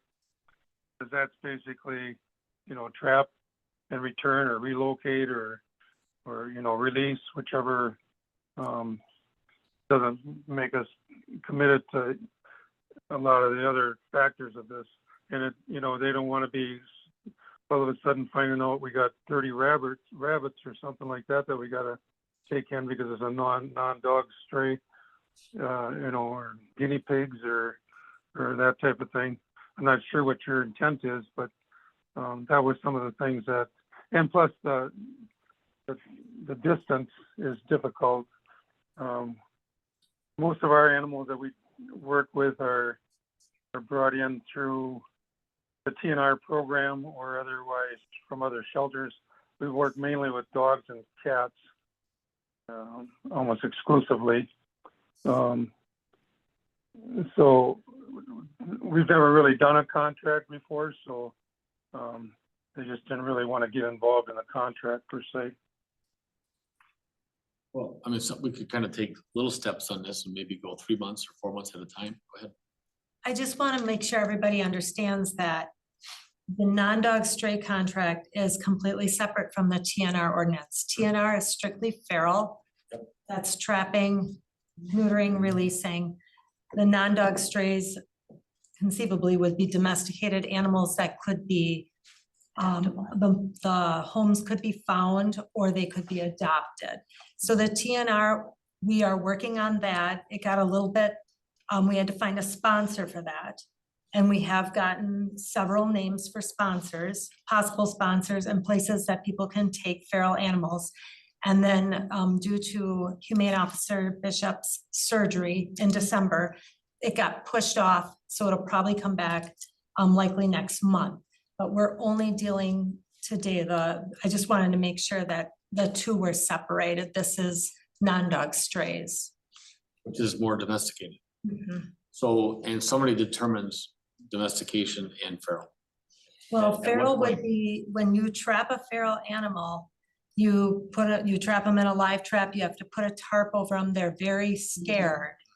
They're not able to be domesticated. They could be. Somebody told me that they did, but it took a year to domesticate them. And it was a long process to get them used to a human. So domesticated non-dog strays are surrendered by a home? And that's how they go to the Humane Society? We don't capture them somewhere? People could capture them. Yeah, it could be either. I mean, more likely they're gonna be surrendered, but they could be.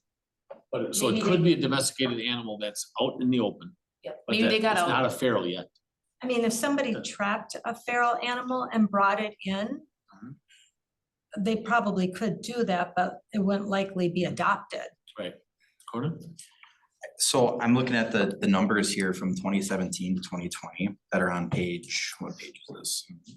Come on, help me out here. 179. Thank you. Not once did we hit 100. I mean, I'd say on average, we were getting somewhere between 60 and 70 non-dog strays per year. Not once did we hit 100. This contract is for 100.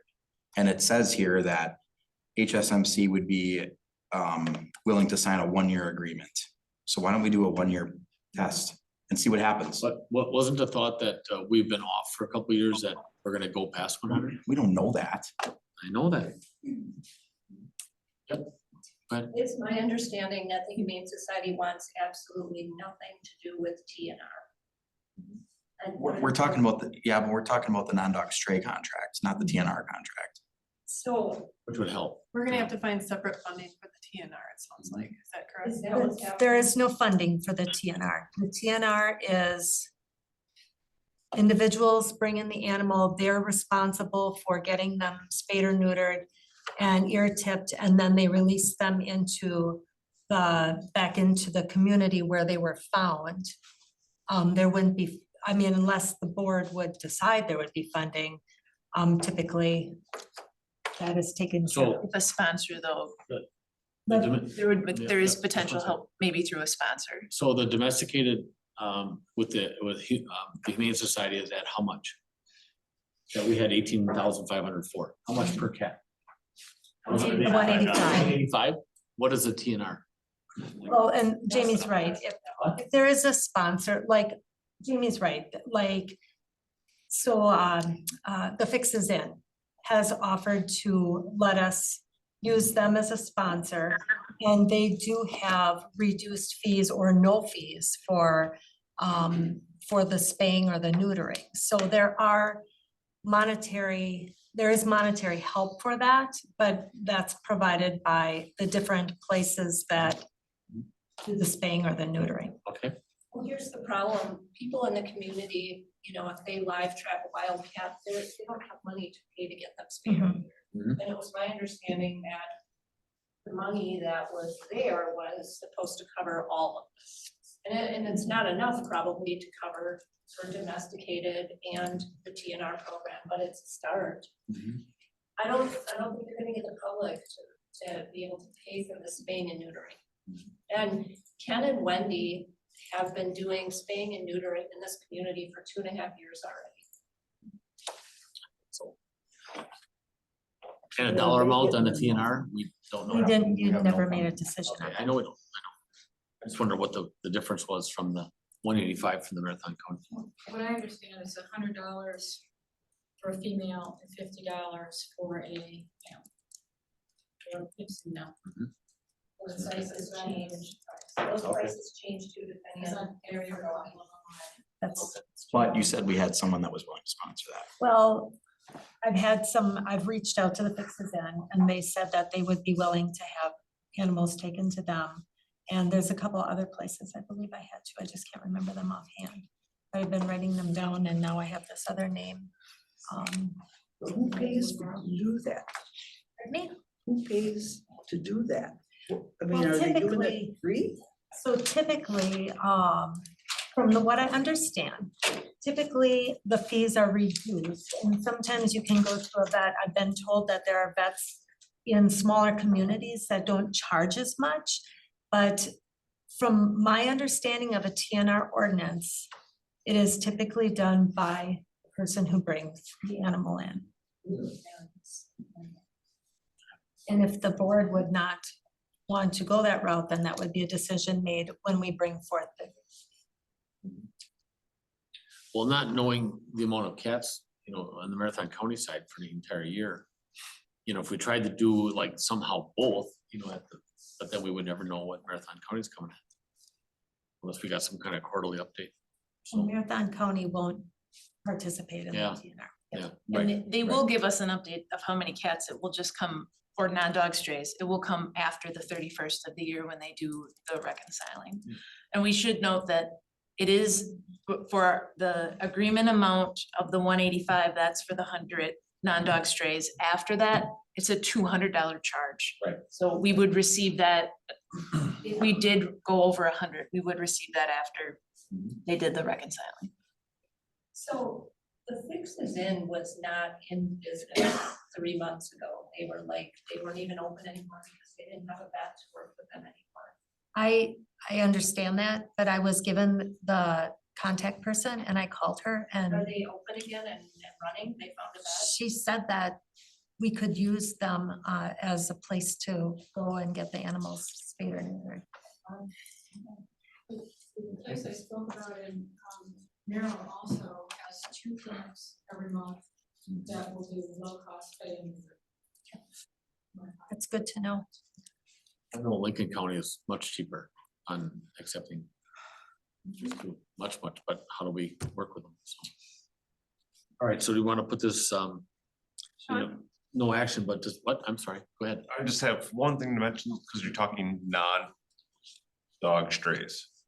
So a few years ago, somebody released 20 rabbits at Yellow Banks Park. And they trapped, I think, 16, so that would be a non-dog stray. Yes. It was done by the Humane Society. So just in case you're wondering what can transpire pretty quickly, as we know, rabbits reproduce quite quickly. Yeah, they spend all summer with live traps at Yellow Banks Park, so.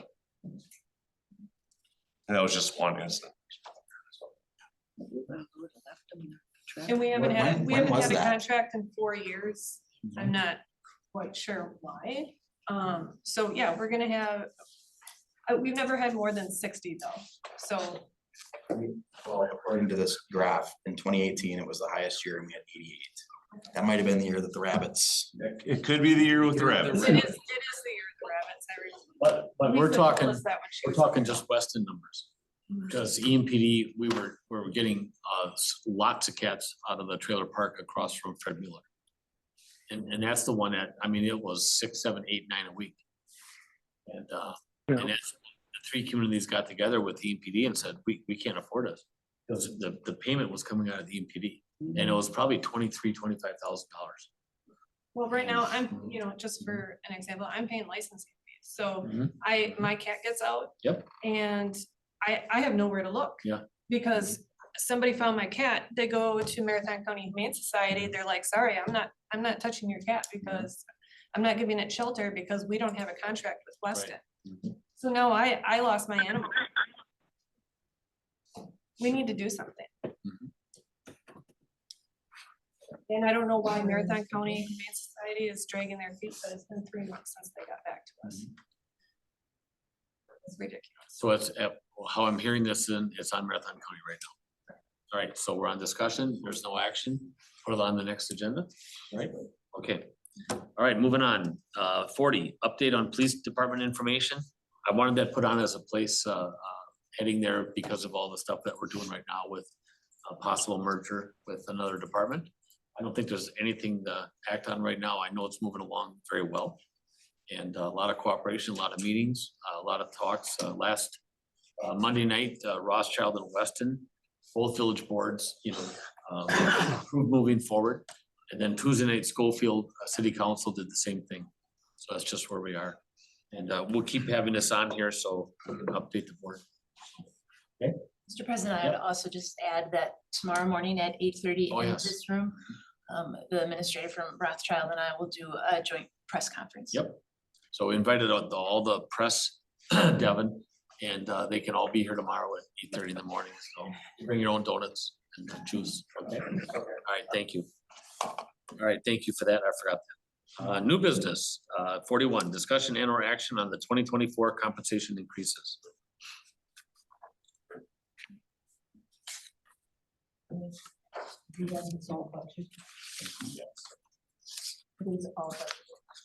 I move to approve the 2024 wage increases of 3% for all staff who have satisfactory performance evaluation on file. Have a satisfactory performance evaluation on file with the administrator and have been with the village for the majority of 2023. And starting January 8th, 2024, and return any wage adjustments to Human Resources Committee for recommendation to the village board. We have a motion by Pincinel, Second. second by Wyland on the discussion. Yes, to clarify, that means the pay raise will take in effect that January 8th pay period. Yep. So on the chart that was in our packet, right? So if we look at the 23 rate and the 24 rate, that's what we're talking about? Yes, but the 24 rate does take into consideration any adjustments, which I believe trustee Pincinel's motion was that any adjustments would go back to HR. Oh, so these are not the correct numbers. They would not be solely the 3%. So we're looking at the 23 rate plus an additional 3%. So Yes. then the 24 rate is, the difference is gonna go back to HR. Yes. Okay, all right. Any more in the discussion? Hearing none, all those in favor say aye. Aye. Opposed? Aye. Thank you, Jasper. 42, discussion and or action on adoption of Robert's Rules of Order. What's your pleasure? We always kind of had a. motion. I'm sorry, go ahead. Okay, All motion. motion by Hardinger. What? Oh, Motion to adopt it or what? yeah, hold on here. Need 186.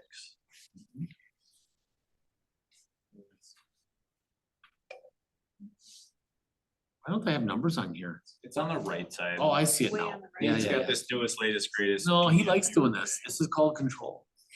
This is called, watch them, try to grasp. You just I mean, thanked him No, for putting it no, up I on know, top. I know. Just sitting there just waiting for somebody to say something. All right, I got it. 187, you said? 186. Oh, yes, 186. There it is. So Jasper, it's, which one? There's one or the other. What's the difference here? Or something else. Well, we already have some Mhm.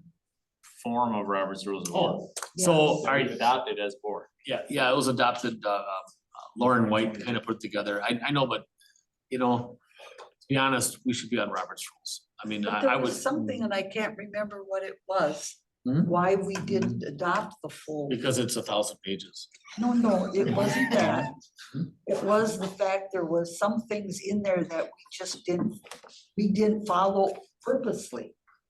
And I don't remember. I remember this conversation with Lauren, actually. That's why Lauren wrote the rules that are now in our handbook. And, but the rules that are in our handbook are never gonna be updated.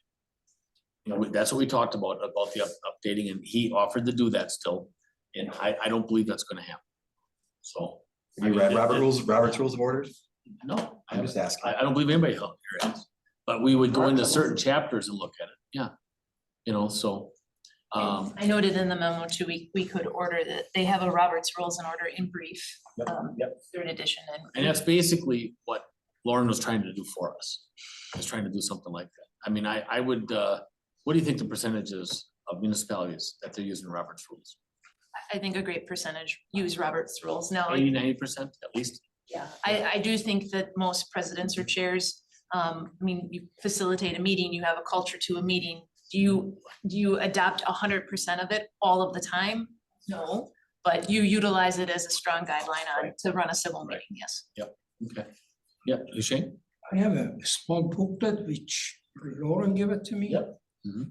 And I thought we were gonna follow that because you're correct. If we wanna actually follow the whole book, that's about 1,000 pages, Right. small writing. But- So I think that one is kind of a brief of it, Mhm. is not exactly the same. With some changes, yep.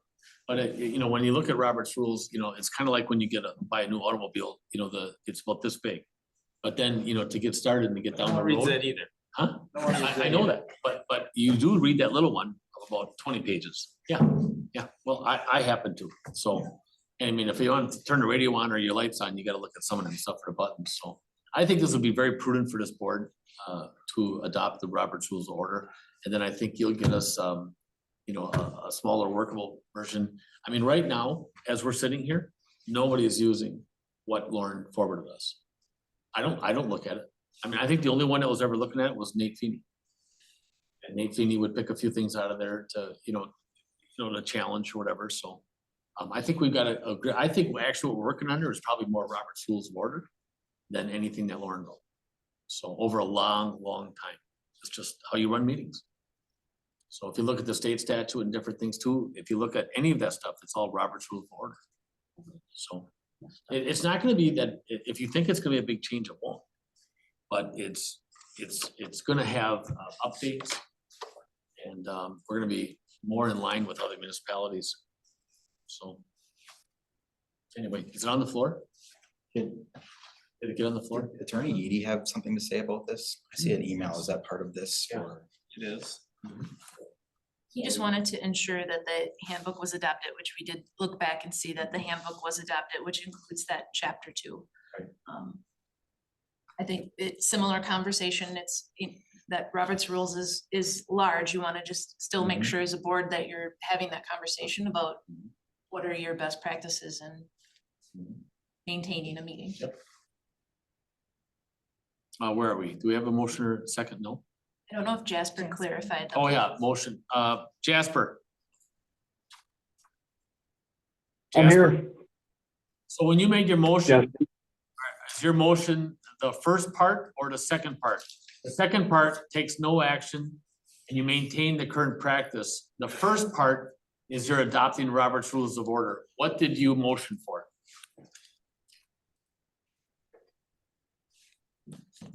Adopting Robert's rules, the second part.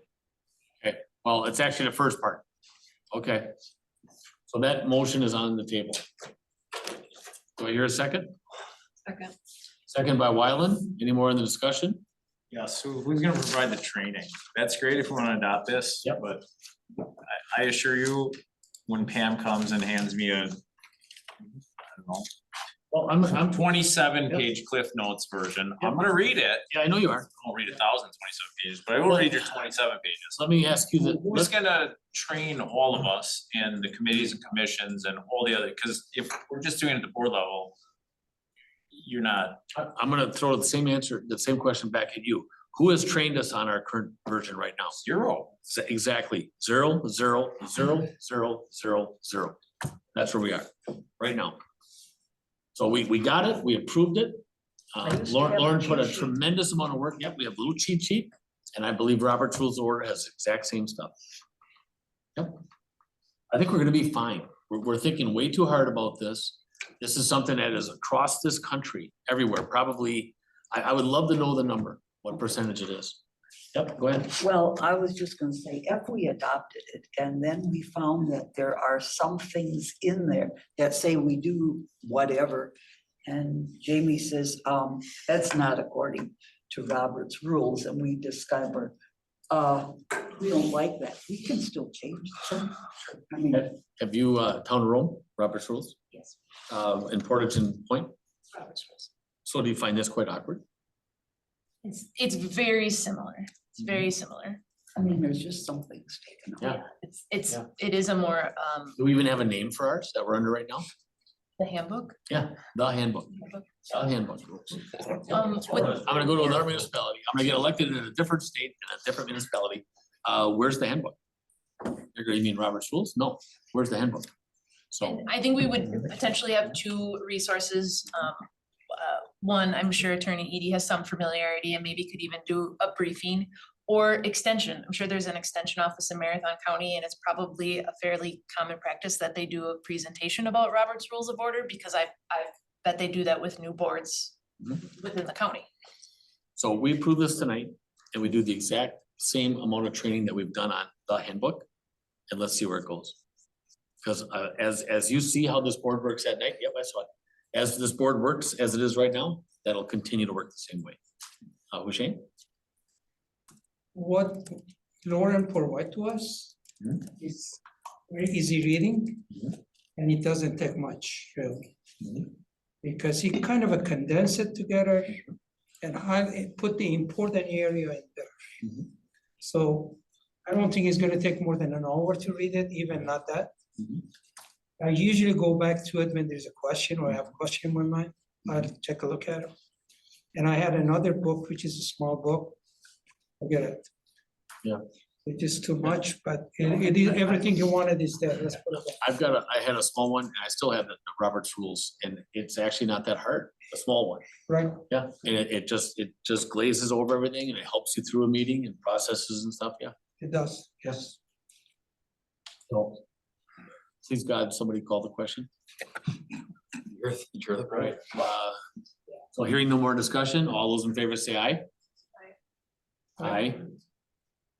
Aye. No? Aye.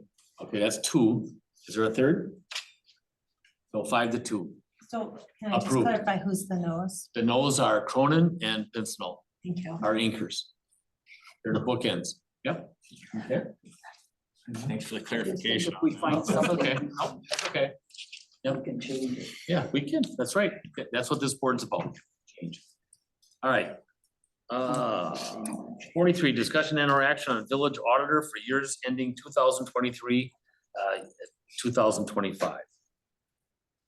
So we just talked about this at the finance committee. The finance committee recommended Hawkins Ash to be our next auditor. When the finance committee asked our current director the thoughts and she said she would put up all three names in a hat. Given all the same prices, we'd just promote 3 and a hat. So we chose Hawkins because on the single audits, it's probably about a $6,000. It could be a $6,000 to $4,000 or $5,000 difference. So then it's probably about a $15,000 advantage by taking Hawkins. Do we do single year audits? Yes, every year. Yep. Okay. The single audit, we will not have one in 23, but a good possibility for 24, 25, so. Motion by Ermling to go Second. with Hawkins. Yeah. And second with, second on Pincinel. Any more in the discussion? Hearing none, all those in favor say aye. Aye. Opposed, so carried. 44, discussion and or action on well number 3, iron and manganese pilot testing. Move to approve. Move to approve by Zagami, Second. second by Ermling. On the question, Yes. yes. That is for $12,500 and the Correct. village Yes. personnel providing the operators for the pilot testing. Correct. Very well. Any more discussion? Hearing none, all those in favor say aye. Aye. Opposed? So carried. 45, discussion and or action on East Jelnik Avenue and Von Kennel Street reconstruction, 60% plans. Move to approve. Move to approve by Zagami, Second. second by Hardinger. All those, hearing, any more discussion? Yeah, there was a discussion on 2 versus 3% grade. Did we go with 2 or 3 or why or I like 2%, but milk or grade? great. Percent. Smarty, 2% milk. Marty, I know. That's okay. Yeah, I know. I think Michael and I had discussion. Michael said he used this number 3% for a long time. But again, all my project, I had 2% on it. Because I don't like the steep slope, 3% over a short distance, it show up. So if we, And I attended the meeting and there was a question on settlement. Or it settles and so from 3 to 2, your committee did approve it. yes. Yeah, the 2%. So I guess like the road you live on is a 3% sloped road Yeah. versus a 2%. So unless you, There's more slope on the longitudinal than the latitudinal. yeah, The so thing so goes it's with the this, but crossing. it- Yeah, so from the center line of the road to the edge of the road. No, I understand the 3% road crown, totally get it. It's not objectionable in my neighborhood, I'll tell you that. It's objectionable when you cross Schofield Avenue, what is that, like 33%? That's a lot more than a 3%, yeah. That's a intersection speed. Was that your project? No, Shane? okay. Intersection speed. If you go, that's 12 feet, that's a 24 feet. That's only 12 feet for the neighborhood, Right. so. Make a difference. What was your preference? We've been using 3% since. The committee approved 2 and that's what's on the table right now. No. Three approved. Okay, I apologize, I thought I heard you. That's right. No, it's because they've always done it that way. I love that. I love that. I think officially tonight is when I've lost control of the board. So anyway, that's my feeling right The now. minutes reflect it. Yes, okay. So any more in the discussion? Yes, and that's with a 4-way stop. Correct. Very well. Hearing no more, all those in favor say aye. Aye. Opposed? So carried. 46, discussion and or action on purchase of utility work machine / mini loader. Move to approve the purchase of a tool cat with accessories as presented in the packet with a purchase price of $89,600.90. Motion by Pincinel. Second by Wyland. On the discussion. I have a question, Yeah. Cronin? So does that have a dump bed on the back of it? Is that a fairly new thing for those types of, I've never seen a You piece buy of it either equipment way. like that, huh? You can buy it either way, Can you? with or without the dog. Is it necessary to have the dump bed on it, or, I mean, or is that something that's just gonna break? It is a helpful piece of equipment with the dump bed, considering, you know, like, for the trails specifically, where you can run down the trail and be able to haul material with you and dump it versus just having it in the bucket. On here, you would actually have a dump bed and the bucket, so you could actually carry potentially double the material down when you're working on the Eau Claire River Trail or, one of our future paths in Prosk Park or wherever it is, hauling garbage at the same time as hauling material. There's multiple options that it'll be a helpful tool for all of us. Has Red Mountain had any issues with theirs? No, they're actually on their second one. We went and took a look at it. They love it. I mean, I know they bought their first one years ago. We were looking at one at the same time. And we had talked to them at that time about it. And they went and bought another one because they like it so much. Okay. Any more discussion? You made the motion, so probably not. All those in favor say aye. Aye. Opposed? Aye. Carried. Thank you. 47, discussion and or action on a farmer's market selection process. I asked for this to go on from an email, and I don't believe, I think there's just gonna be discussion on this, I would believe. My only thoughts on this, and Renee, you're here, was, okay, so in my world, I could buy 25 different brands of lettuce. And I could sell a store 25 brands of lettuce. Yet in that 30 feet of lettuce, the customer will only buy one. And I guess my only thought when I read that email, I think you actually fit her into the group, is that do we have any kind of formula that if we get to a certain point of too many of the same like items, do we then stop and then go with more variety? That's all I'm asking. And you don't have to even answer it tonight. You don't, I just want staff, whoever works with that, to think about that, just so that, and I believe the variety is there. I've been there. I mean, Cronin asked me, how many times you've been there? I said, I've been there 20 times at least. Yeah, I drive by it all the time. I do wrestle, and I wrestle that if somebody keeps paying, they get to stay forever. And I just don't want that to eliminate any variety. That's just my one opinion of 7 board members. And that's all I want to say. I just want to say that we would never hopefully get to a point where we have so much of one item that it restricts the variety. That's all. That's it. I'm done. Any more else? I put it on there. I probably shouldn't have done that. I should have talked to staff first, but I did. According to Robert's rules, it only has to be approved by the president. We need to have that really small little teeny book so that we can all work with that. Okay. I read the thing this week. Yep. Okay. So I mean, nothing has to happen. Yeah, the farmer's market, I mean, I like to go through there and check how much are you selling your beans for, how much are you, and if you go through the whole thing, you'll find someone that has cheaper. I mean, just like, so I have, between 45 and 49 like spots, only about half are produce. So I have 26 vendors that are non-produce. Right. But half's a lot. So if you have 40 and 20 of them are produce, if I was going to buy squash, that would mean 19 other ones I wouldn't buy.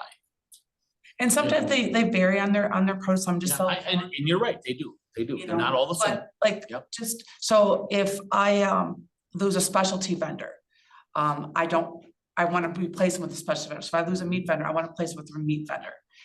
I don't want to say, okay, and that's why sometimes there's a waiting list, because I don't want 50 produce vendors. I do want a variety, and that's why people come, and I want to make it more of a shopping experience. You have crafts, you have food, you have flowers, you have, all different kinds that they can kind of pick a little bit, they can buy gifts, they can, I mean, in my world, I call it cart building. I mean, you want to build that cart. And, if they come and buy one item, maybe we have to look at it, that we should get them to buy 3 or 4 items. I mean, it's really not us, it's the vendor. And that's why I want the a vendors variety, because, so they don't just come like, oh, okay, well, look at, I can, now we have succulents, oh, they have microgreens, and oh, I'm gonna buy a euro, and oh, there's some jewelry here, or there's, Okay, that's good. Anybody else, any questions? No? Okay, good to go. I think that was our last item, right? 47? All right, we are now gonna move into closed session. Yeah, I'm sorry. Yeah, Keenan? Yeah. Point of clarification. So when I was up there, I know Nate mentioned working with WASA. I just wanted to clarify so then it didn't leave like a negative stigma. So I bought a lot of properties from prior landlord, granted a whole bunch of people, and they had current violations. So that's why we worked with WASA and other municipalities, because they currently had them. That's why we sat down with them and worked through that process. Oh, I took it that way. Yeah, that's how I just wanted, yeah. Yeah. Yeah, at first I was wondering and then I thought, No, well, yeah, as I was listening, I thought, Yeah. okay. I didn't recognize Nate right away until he got up there, and started talking, then I thought, oh, I know this guy, he's a good guy. All right, anyone else? Yeah, Mr. Gurnt is here. Before we move into closed session, I think we should give him an opportunity to address the board okay, regarding this offer.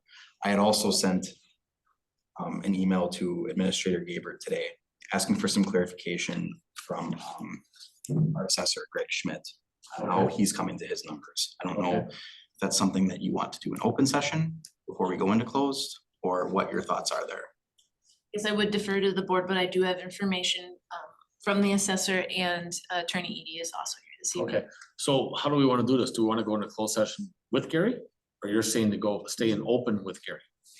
You stay in Stay in open open session with with Gary Gary? if he wants to make a public comment, right? Okay, okay, and but then if we go into close, is he in or out? If Attorney Edie can correct me, but if you're negotiating the sale, then I think that would be closed session. With the developer? Or without? Without the developer. Without the developer, okay, got it, okay. Otherwise, you do that in open session. Yep, okay, so, just, you know, the handbook or Robert's Rules of Order, where do we have that in open session? Not on the agenda. Public comment. Okay, okay, we can go there, just wanna make sure we can go there, okay. Gary, the floor is yours. Just state your name and address for the record. I sure will, Mark. Yep. Thank you. Gary Gurnt, 8201 Ryan Street, Weston, Wisconsin. Okay. I guess I would like to, before you guys go into closed session, I'd like to clarify or like answer some questions. I heard earlier, Jim, that you had thought I would be getting a gift for this property. I would like to have you answer me, how do you feel it's a gift? I feel that any dollars paid less than the assessor's fair market value, what he would value that property at, and what you would pay if it were less than that number, is not what other people would pay. And it's more so because of the way that it was never listed. It was listed for 15 minutes, really, I don't know, 37 days or something that a realtor had it. But it wasn't a high volume commercial realtor. It wasn't listed on all the nationwide commercial realty sites. It wasn't, the exposure wasn't there. If we would have put this thing on the market in 2020, when we started this thing, I'd have a totally different flavor with it, but it didn't happen. And that's not your fault, that's not my fault. Christine had it since 2022. Sure, but there wasn't a sign out front, it wasn't on Prexy, it wasn't on LoopNet, it wasn't on any of those. I completely understand that, and she had contacted several other developers on it, but so what do you feel as far as, can we clarify what Greg Schmidt has said? I have questions about that. I don't mean to, I'm just gonna interject here for a sec, because to your point, I understand that we have an assessed value, but this board as a whole has also been very open about saying that we don't want to see what is there currently there any longer. So I understand Greg provided a value, but I don't understand what that value includes. Does that value mean that this is the value as it sits with all these buildings here? Does that mean it's the value if it's green space? Because there's dollars that have to be exchanged to make either one of those happen. So Understood. I don't understand where we're at with that number either. Well, let's get to the number first. Go ahead. Greg said that he felt that it fell between 250 to 280 a square foot. This is a 7-acre parcel, so it's slightly over 323,000 square feet. Well, that would be. Well, it's, 7.42. somebody figured it out. I'm not good. It's I'm about- just as bad on Shark Tank. When It's I'm watching about- Shark Tank, I can't figure out what that is. 800, he put a value of between 808 and 905 on Okay. the property. 808, 905. Is that before the buildings are torn down or after? As he had stated, if the buildings were removed and it was a redevelopment site.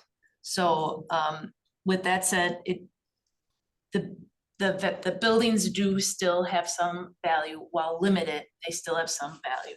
So, But he is saying 808 to 905. he's saying green 808 to space, Green space. With 0 buildings on it. Yeah, 0 building, okay. So with that said, and then if the question is what the assessor thinks it's worth, and we were to sell it with the demolition part, with us doing it, it would cost X, or have the developer do it with a reduced cost. Yes. Yeah, so I see that, I understand completely what you're saying. Yeah. It costs X to demo it, totally get that. If you owned that parcel right now, like, well, your properties are nice, but if they weren't nice, right? The building that I was in, Reese's Yard, right?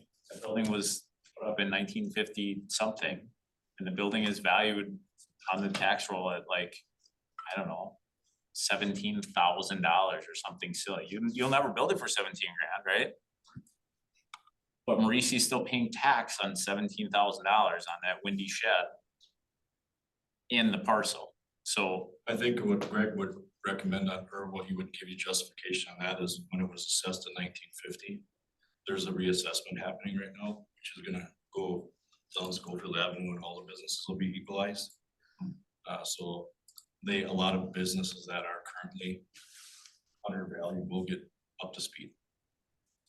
right, but I guess my point is, even though the building isn't attractive, sexy, new, super functional, or energy efficient, it still has a value.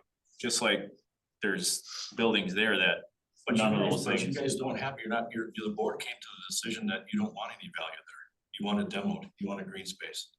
You want it to start over.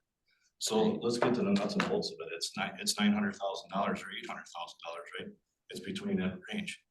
I'll take $450,000 off it for demo and for reseeding the whole thing and bring it topsoil. So you have $450,000 that you're gonna come up with, right? Now you sell it. Say you sell it for 900. Right? Well, our current bid is 352. 34. And that was done in 22, and that's not with the topsoil, that's not with the grading, that's not with all the additional. And that's my point, Mark. So you take the 450 off. I know. Because that's what it's gonna come to really get it to a green space. So you take 450 off of 900, it's pretty easy math, right? You're left with 450. So you sell it for 900, now you gotta pay the realtor $500,000 or $50,000, so you're left with 400. I'm just trying to figure out what kind of gift I'm getting and how you can make a comment like that. Because I'm confused on, either somebody's not doing their math properly, or I get offended by hearing a comment like that. Before it was because we were putting $3 million of infrastructure in, right? I don't see anybody else coming to the table doing that. There's not, it hasn't been for sale. You're the only one that has come here. Okay.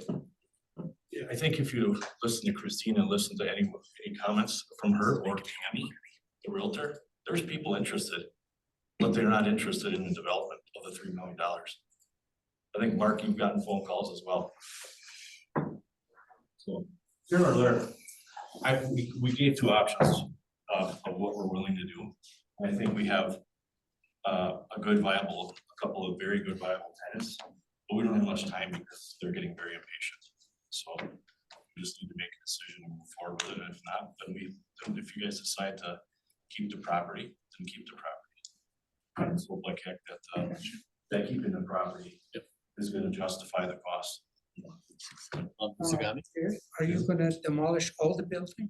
Yeah, right now the plan is we had a proposal of the 3 buildings in the back, of repurposing those buildings, Shane. And we were thinking of taking those to the back property line and sticking about another $250,000 to $500,000, depending upon what's all involved or how extensive it would get to bring them up to par or up to what they would appear to be nice looking buildings. When I did go through it, I actually met Roman over there one evening. He was nice enough to let me in one of the buildings there. And that's what kind of gave us the idea. And also when I met with one of our tenants, a potential tenant, they asked about saving some of those buildings because they saw the condition of the steel in the inside and thought it was a waste for those to get demoed and put in a landfill somewhere, or it gets the steel recycled.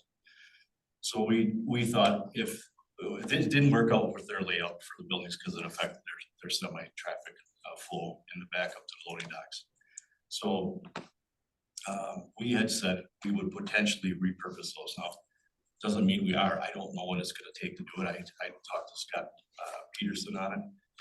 You can pick them up and move them to the back. It's just a matter of if the board is willing to allow it. I feel, in my opinion, why don't we repurpose the building, we put them in there and have incubator businesses start, like smaller companies like Steve. I know I started from my single car garage. Then I went to a 30 by 40. Then I went to my shop out on the highway. Then we built another shop on the highway. So we need places for people to start. So Just to clarify though, that's, Excuse me, I'm sorry, go ahead. if you want to repurpose those buildings, you're not gonna demolish it. That $450,000 you're coming up, because you're adding 100,000 for topsoil, doesn't apply anymore, because you're not gonna spend that much money. But on you are. demolition. But you are. The villages. Yeah, but that, if we give you that much money. What is the difference that's if I what- demolition, if I It demolish does, buildings? it does, because if we pay you money for demolition, it has to be spent for demolition. Okay, so if I repurpose the buildings, aren't you getting a benefit and the taxpayers getting a benefit? by- Yeah, but that has nothing to do with demo. We pay your money under the name of demolition. That's all it is doing. You have to make a business decision for the taxpayers in the village, right? And right now, your situation on your hands doesn't mean what I'm doing is you have no control over what I'm gonna do with it. If you're trying to, I understand that. But you have no control over what I do or don't do with those buildings. If I decide to Yeah, but- demolish them, what if I decide I don't But wanna Gary, keep them? if we pay you $350,000 or $450,000 for demolition, now we got a control on it. Because we make an investment. Okay, so what are you gonna ask for it then, Shay? What I'm saying is, if you don't do demolition, that number has to be changed. Well, I mean, so let's say he's gonna demo everything and he moves the building somewhere else. If And you sells them demo somewhere. everything, Yeah, that's, same thing. that's demolition. Okay. Can I ask a question? Yeah. I just want to clarify to your, because I thought I read that the offers. Can I talk about this in open session? I don't, the offer specifically hasn't been discussed with the board. You may want to discuss that with the board first. New updated offers that were received. I can stick around till after the closed session if you guys want, if you I have mean, questions. if we need to discuss, we can bring him back in and discuss more again, correct? Yeah. Okay, The idea for demoing the buildings, Gary, and this, don't get me wrong, this is not my idea. I don't believe I was a yes vote of the 7 to knock the whole site down and get the highest, best density on there. I wanted to see the thing turned and get something in there. And if we can reuse 3 buildings and still make it happen, let's make it happen. Chances that we can make the salt shed a viable option, probably not good, right? But some of the other buildings, especially that, 30 by 50 or 30 by 60 building, 40 by 60, that's a fairly good building yet, right? But that wasn't my decision. The board collectively made that decision of, we wanna wipe the whole slate clean, and we want the highest and best use in that entire space. Yep, 100% agree with you. All I'm trying to do is just get the facts on the table because it's not a $334,000 bid. That was back in 2022. And I think you're missing a valid point of the topsoil. You gotta seed and mulch because we have to do that on any other project that we do demo on. It's a requirement. So I think you have to make sure that, and all I'm trying to do is educate the board to know that it's not a full number. It's not just your 34,000 or 350, what Keith had mentioned to me. You have to add it, and Michael, I don't know what are you paying for place topsoil, seeding and mulching? I went at $20. I think $20 to buy it, haul it. A square foot or? Yeah, $750 a square yard was in your last. I went off by the yardage. You need 5,000 yards. Yeah. And I only Horrible. did 6.5 acres. Yeah, like on Weston Avenue, some of that stuff, it's about $2, it was around $2 a square yard. on that point though, before we get into that, we have how many other public works projects that we have our hands already tied up with this summer? I mean, we've got our roadworks projects, we've got Prohaska. I know our parks are gonna be busy with tearing out playgrounds. That, doing that, even though we have the means to do it as a village, does not mean that we have any business doing that as a village. Just my 2 cents. I think you were referencing what you pay a sub. That's what we to do it on the pay street. on a street park. The only reason I say that is that So that's- idea that's has been all in thrown around. topsoil and seeding and mulching and water. Well, that's topsoil, seed mulch, probably another $1 or so, Is that hauling it from your site? correct, yeah, You're not paying for the topsoil cost, right? No. yeah, which I think we'd be open to. Well, we're- Topsoil need to be provided. Okay, but that's still a cost to the village. That topsoil costs money, right? It's the taxpayers, so we have to figure that number in there. Right? So we likely need a request for proposal of what it actually takes to demo it and what it actually takes to clean it. Right? Well, we've got it. I think we've got it number.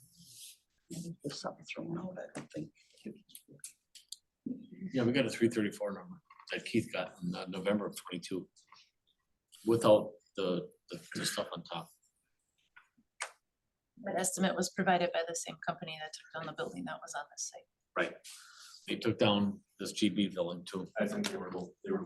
Yeah, they were a little bit. I think, again, I submitted 2 different options, how you guys wanna do it, and I thought the best interest, just for the best interest of the taxpayer in the village would be that we wanna lock it in. And if you can get a better offer, like I said to Mark when I called, that's great, and if there's another business that can utilize it, that's awesome. And I'm for just trying to get it redeveloped and get it back in the tax roll. It's really what it's all about. It's what's ever best for the taxpayer. So, Okay. Any more questions? Right. Any more, Gary? No? Thank you. Thank you. You're hanging around? Yeah, I will. Okay, thank you. All right, we're gonna, go ahead. No, I was just saying how I could bring up the. She's gonna wait. She's got it, right? You got the proposal. Yep.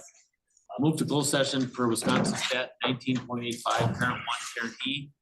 Deliberating or negotiating the purchasing of public property, investing of public funds, or conducting other specified public business, whatever competitive or bargaining cases require closed session to win. Offer to purchase the property located at 5500 Schofield Avenue. Motion to move into closed Motion session. To move into closed session by Cronin, second by Pincinel. Roll call vote. Aye. I'll call you. Your number on. Maloney, Aye. Zagami. Cronin, Aye. Ermeling. Hardinger will be in Pincinel. Wyland.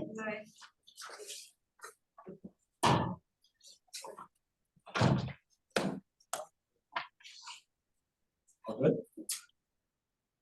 You, any attorney referrals? No, I don't think so. Yeah, I think we do. Oh, do we? Matt, do we have to formally take action or say something? You don't have to, no. Okay, good. Start at 55, no action right now. Any attorney referrals? Any staff referrals, Jim? I do. How'd you know? No, I just started over on the left. Okay. You're on vacation too. Good for you. We've got stuff for you to do when you get back. So I'd like to make a staff request to work with updating the wall website in its entirety, not just the chicken section. InfoVision has bragged about the customizable layout since before their redesign. We just haven't used it yet. So since we're doing, I know you're working with them on the chicken thing, yeah. but let's do the whole thing, nose to tail. Make it all good looking and customize it. Request that staff install sale sign on this property and list this property as available on the village website. As time allows. Request that staff list any remaining items at the 5500 site.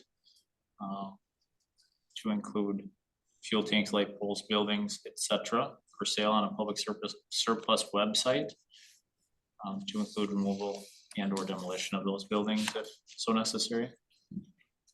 And then I'd also request that staff provide a request for consideration on the village engineer position as referenced in Director Wodowski's report.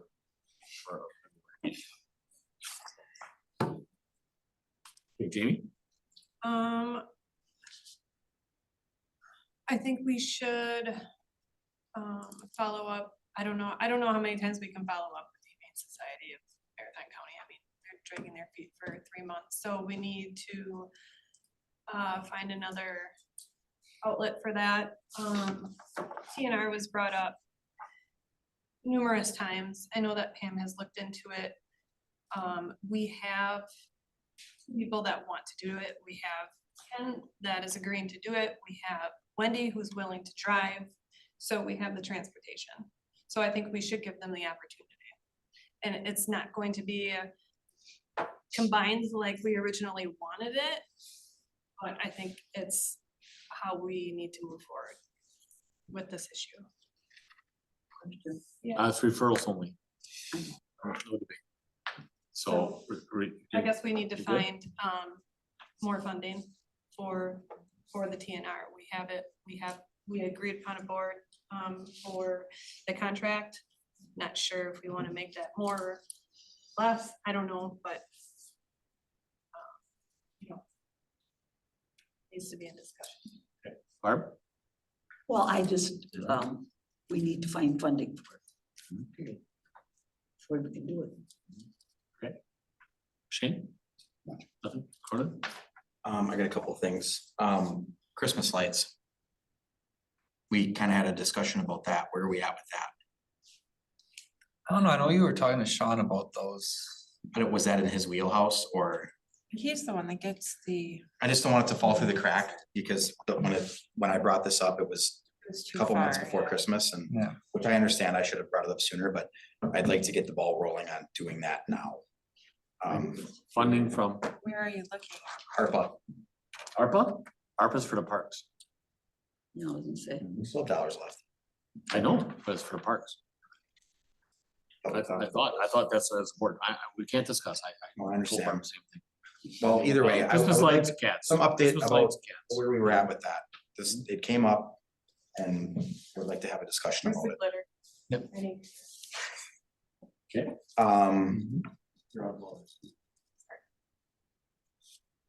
That's all I have for right now. I haven't got remarks yet. That's all. You said several items. Well, some of it can go under remarks. Okay. So did anyone, I mean, okay, am I doing referrals? No referrals.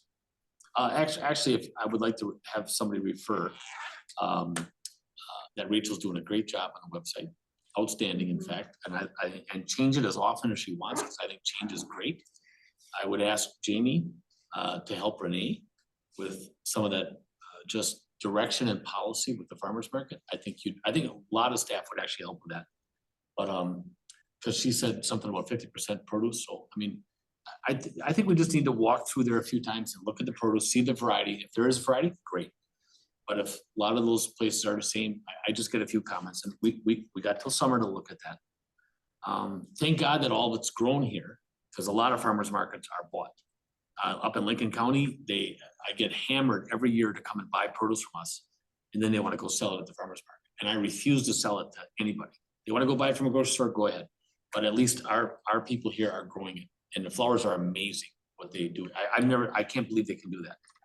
And it's right out on Weston Avenue. So and then who does the wire? The wire's gotta change. The wire's gotta change. Yeah, it's gotta change. It just has to be more wild. What did, you made a comment to me about? So one thing I thought we could put in there, was maybe the post office. Oh, yeah, our residents can write Weston on their mail and not, we kind of have an identity crisis, I feel. It still says Schofield. I mean, the post office is in Weston. We have how much, I don't know, what, 16,000 people versus Schofield. Has anyone driven by the post office? I did. All right, you need to do it, because if Do you know what it says on this, on there? What does it say? Weston. Yeah. Schofield and Weston and Schofield, I think. No, Schofield Weston, it's in Weston. alphabetical order. It's in Weston, by the way, and it's Schofield Weston. Not many people know that. Not many people. And I think the big catalyst is to get Everest to change their city from Schofield to Weston. That's gonna be a monster. DC Everest Yes. has, they've changed theirs. It's solid Weston, The not on DC stuff I've Everest? seen. Yeah, I don't know. On their new stuff, it should be. Okay, I just, Whenever I send it to a new business, everything is in Weston of their stuff, so that'd be a huge deal for us right there. Okay, so that's under referrals. Now remarks from trustees? Or did we do? Michael had a remarks? comment. I was just gonna say, my wife won't take me to Sam's Pizza anymore, cause I keep asking them where Sam's and Schofield is. well, we've tried and they won't change Well, that. Kurt does the same thing. You know, we're in Pickens State Schofield. Pharmacy. Well, walk into Pick and Save and you'll see Schofield everywhere. I've also talked to I know them. Jody and Vince, so the next time I go in there. Okay, so we're probably a little off board here, but for under remarks, you wanna do remarks? I have none. Remarks? Remarks? Yeah, I had a meeting with Jen and Valerie today about recycling and looking at things ahead. And one of the things that kind of has come to my mind with the start of the new year was, in the past, Weston was kind of a leader in the greater community. We did a lot of innovative, forward-thinking things.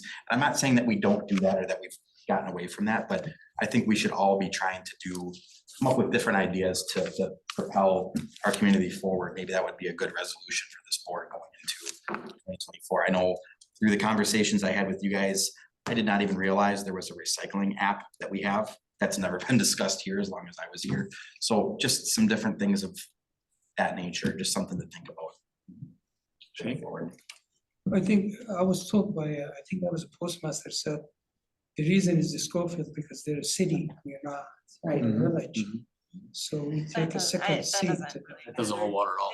And postmaster doesn't even come out of his office. He doesn't do anything there. Pain in the butt. That's it. But that's what I was told too. Yep. Yeah. Anything? Nope. Okay. Oh, I will be asked to be excused at the next meeting. It's I within, will, it's within 24 hours, so it's okay. yes, and I will, maybe if I remember, I'll Yeah, that's fine. So, the party on the 26th, which we didn't want to say with everybody here, I get it. So if you haven't called on the 26th, make sure you do.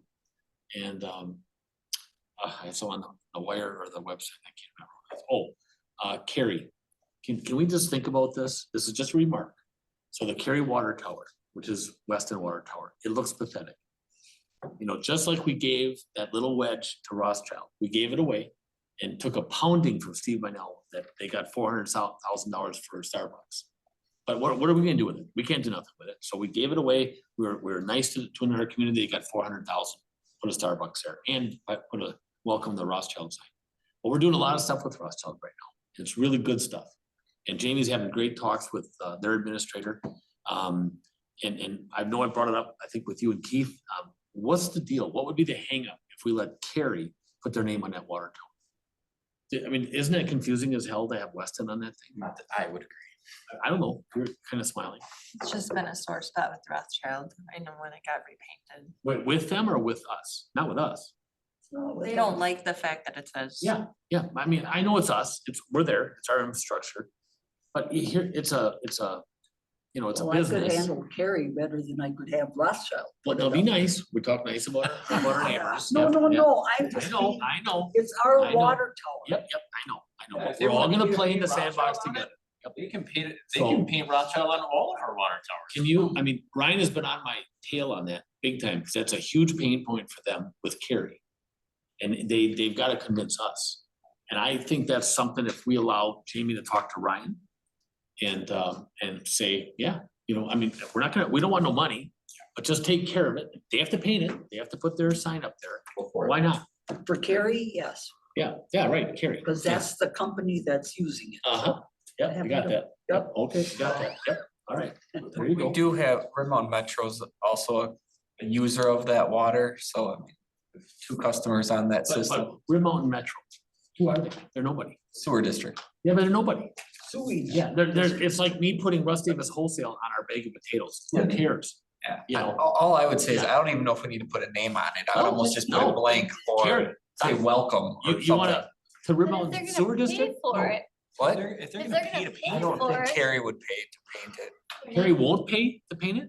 I don't know if they would. We can ask, but. Split it. Yeah, but let her do it. Let her do it. $15,000. I bet he's brought it up 10 times with her. What? It's their advertising. We're not gonna certainly put Terry up there. What do we pay to rent billboards? Stupid. Yeah. Stupid money. What's that? Just for the land. Yeah, for Point of them, order, it'd be huge. just isn't discussion. You are correct. So we're looking for, future items. Next meeting is February 19th. Yeah, I'm the one that scolds everybody then I start talking. So I'm looking for motion to adjourn. By Ermeling, by Wyland. And we are adjourned at 9:21. Oh, all those in favor say aye. Aye. Opposed? Carried. And we're still 9:21. That was intense. That was fun. Yeah.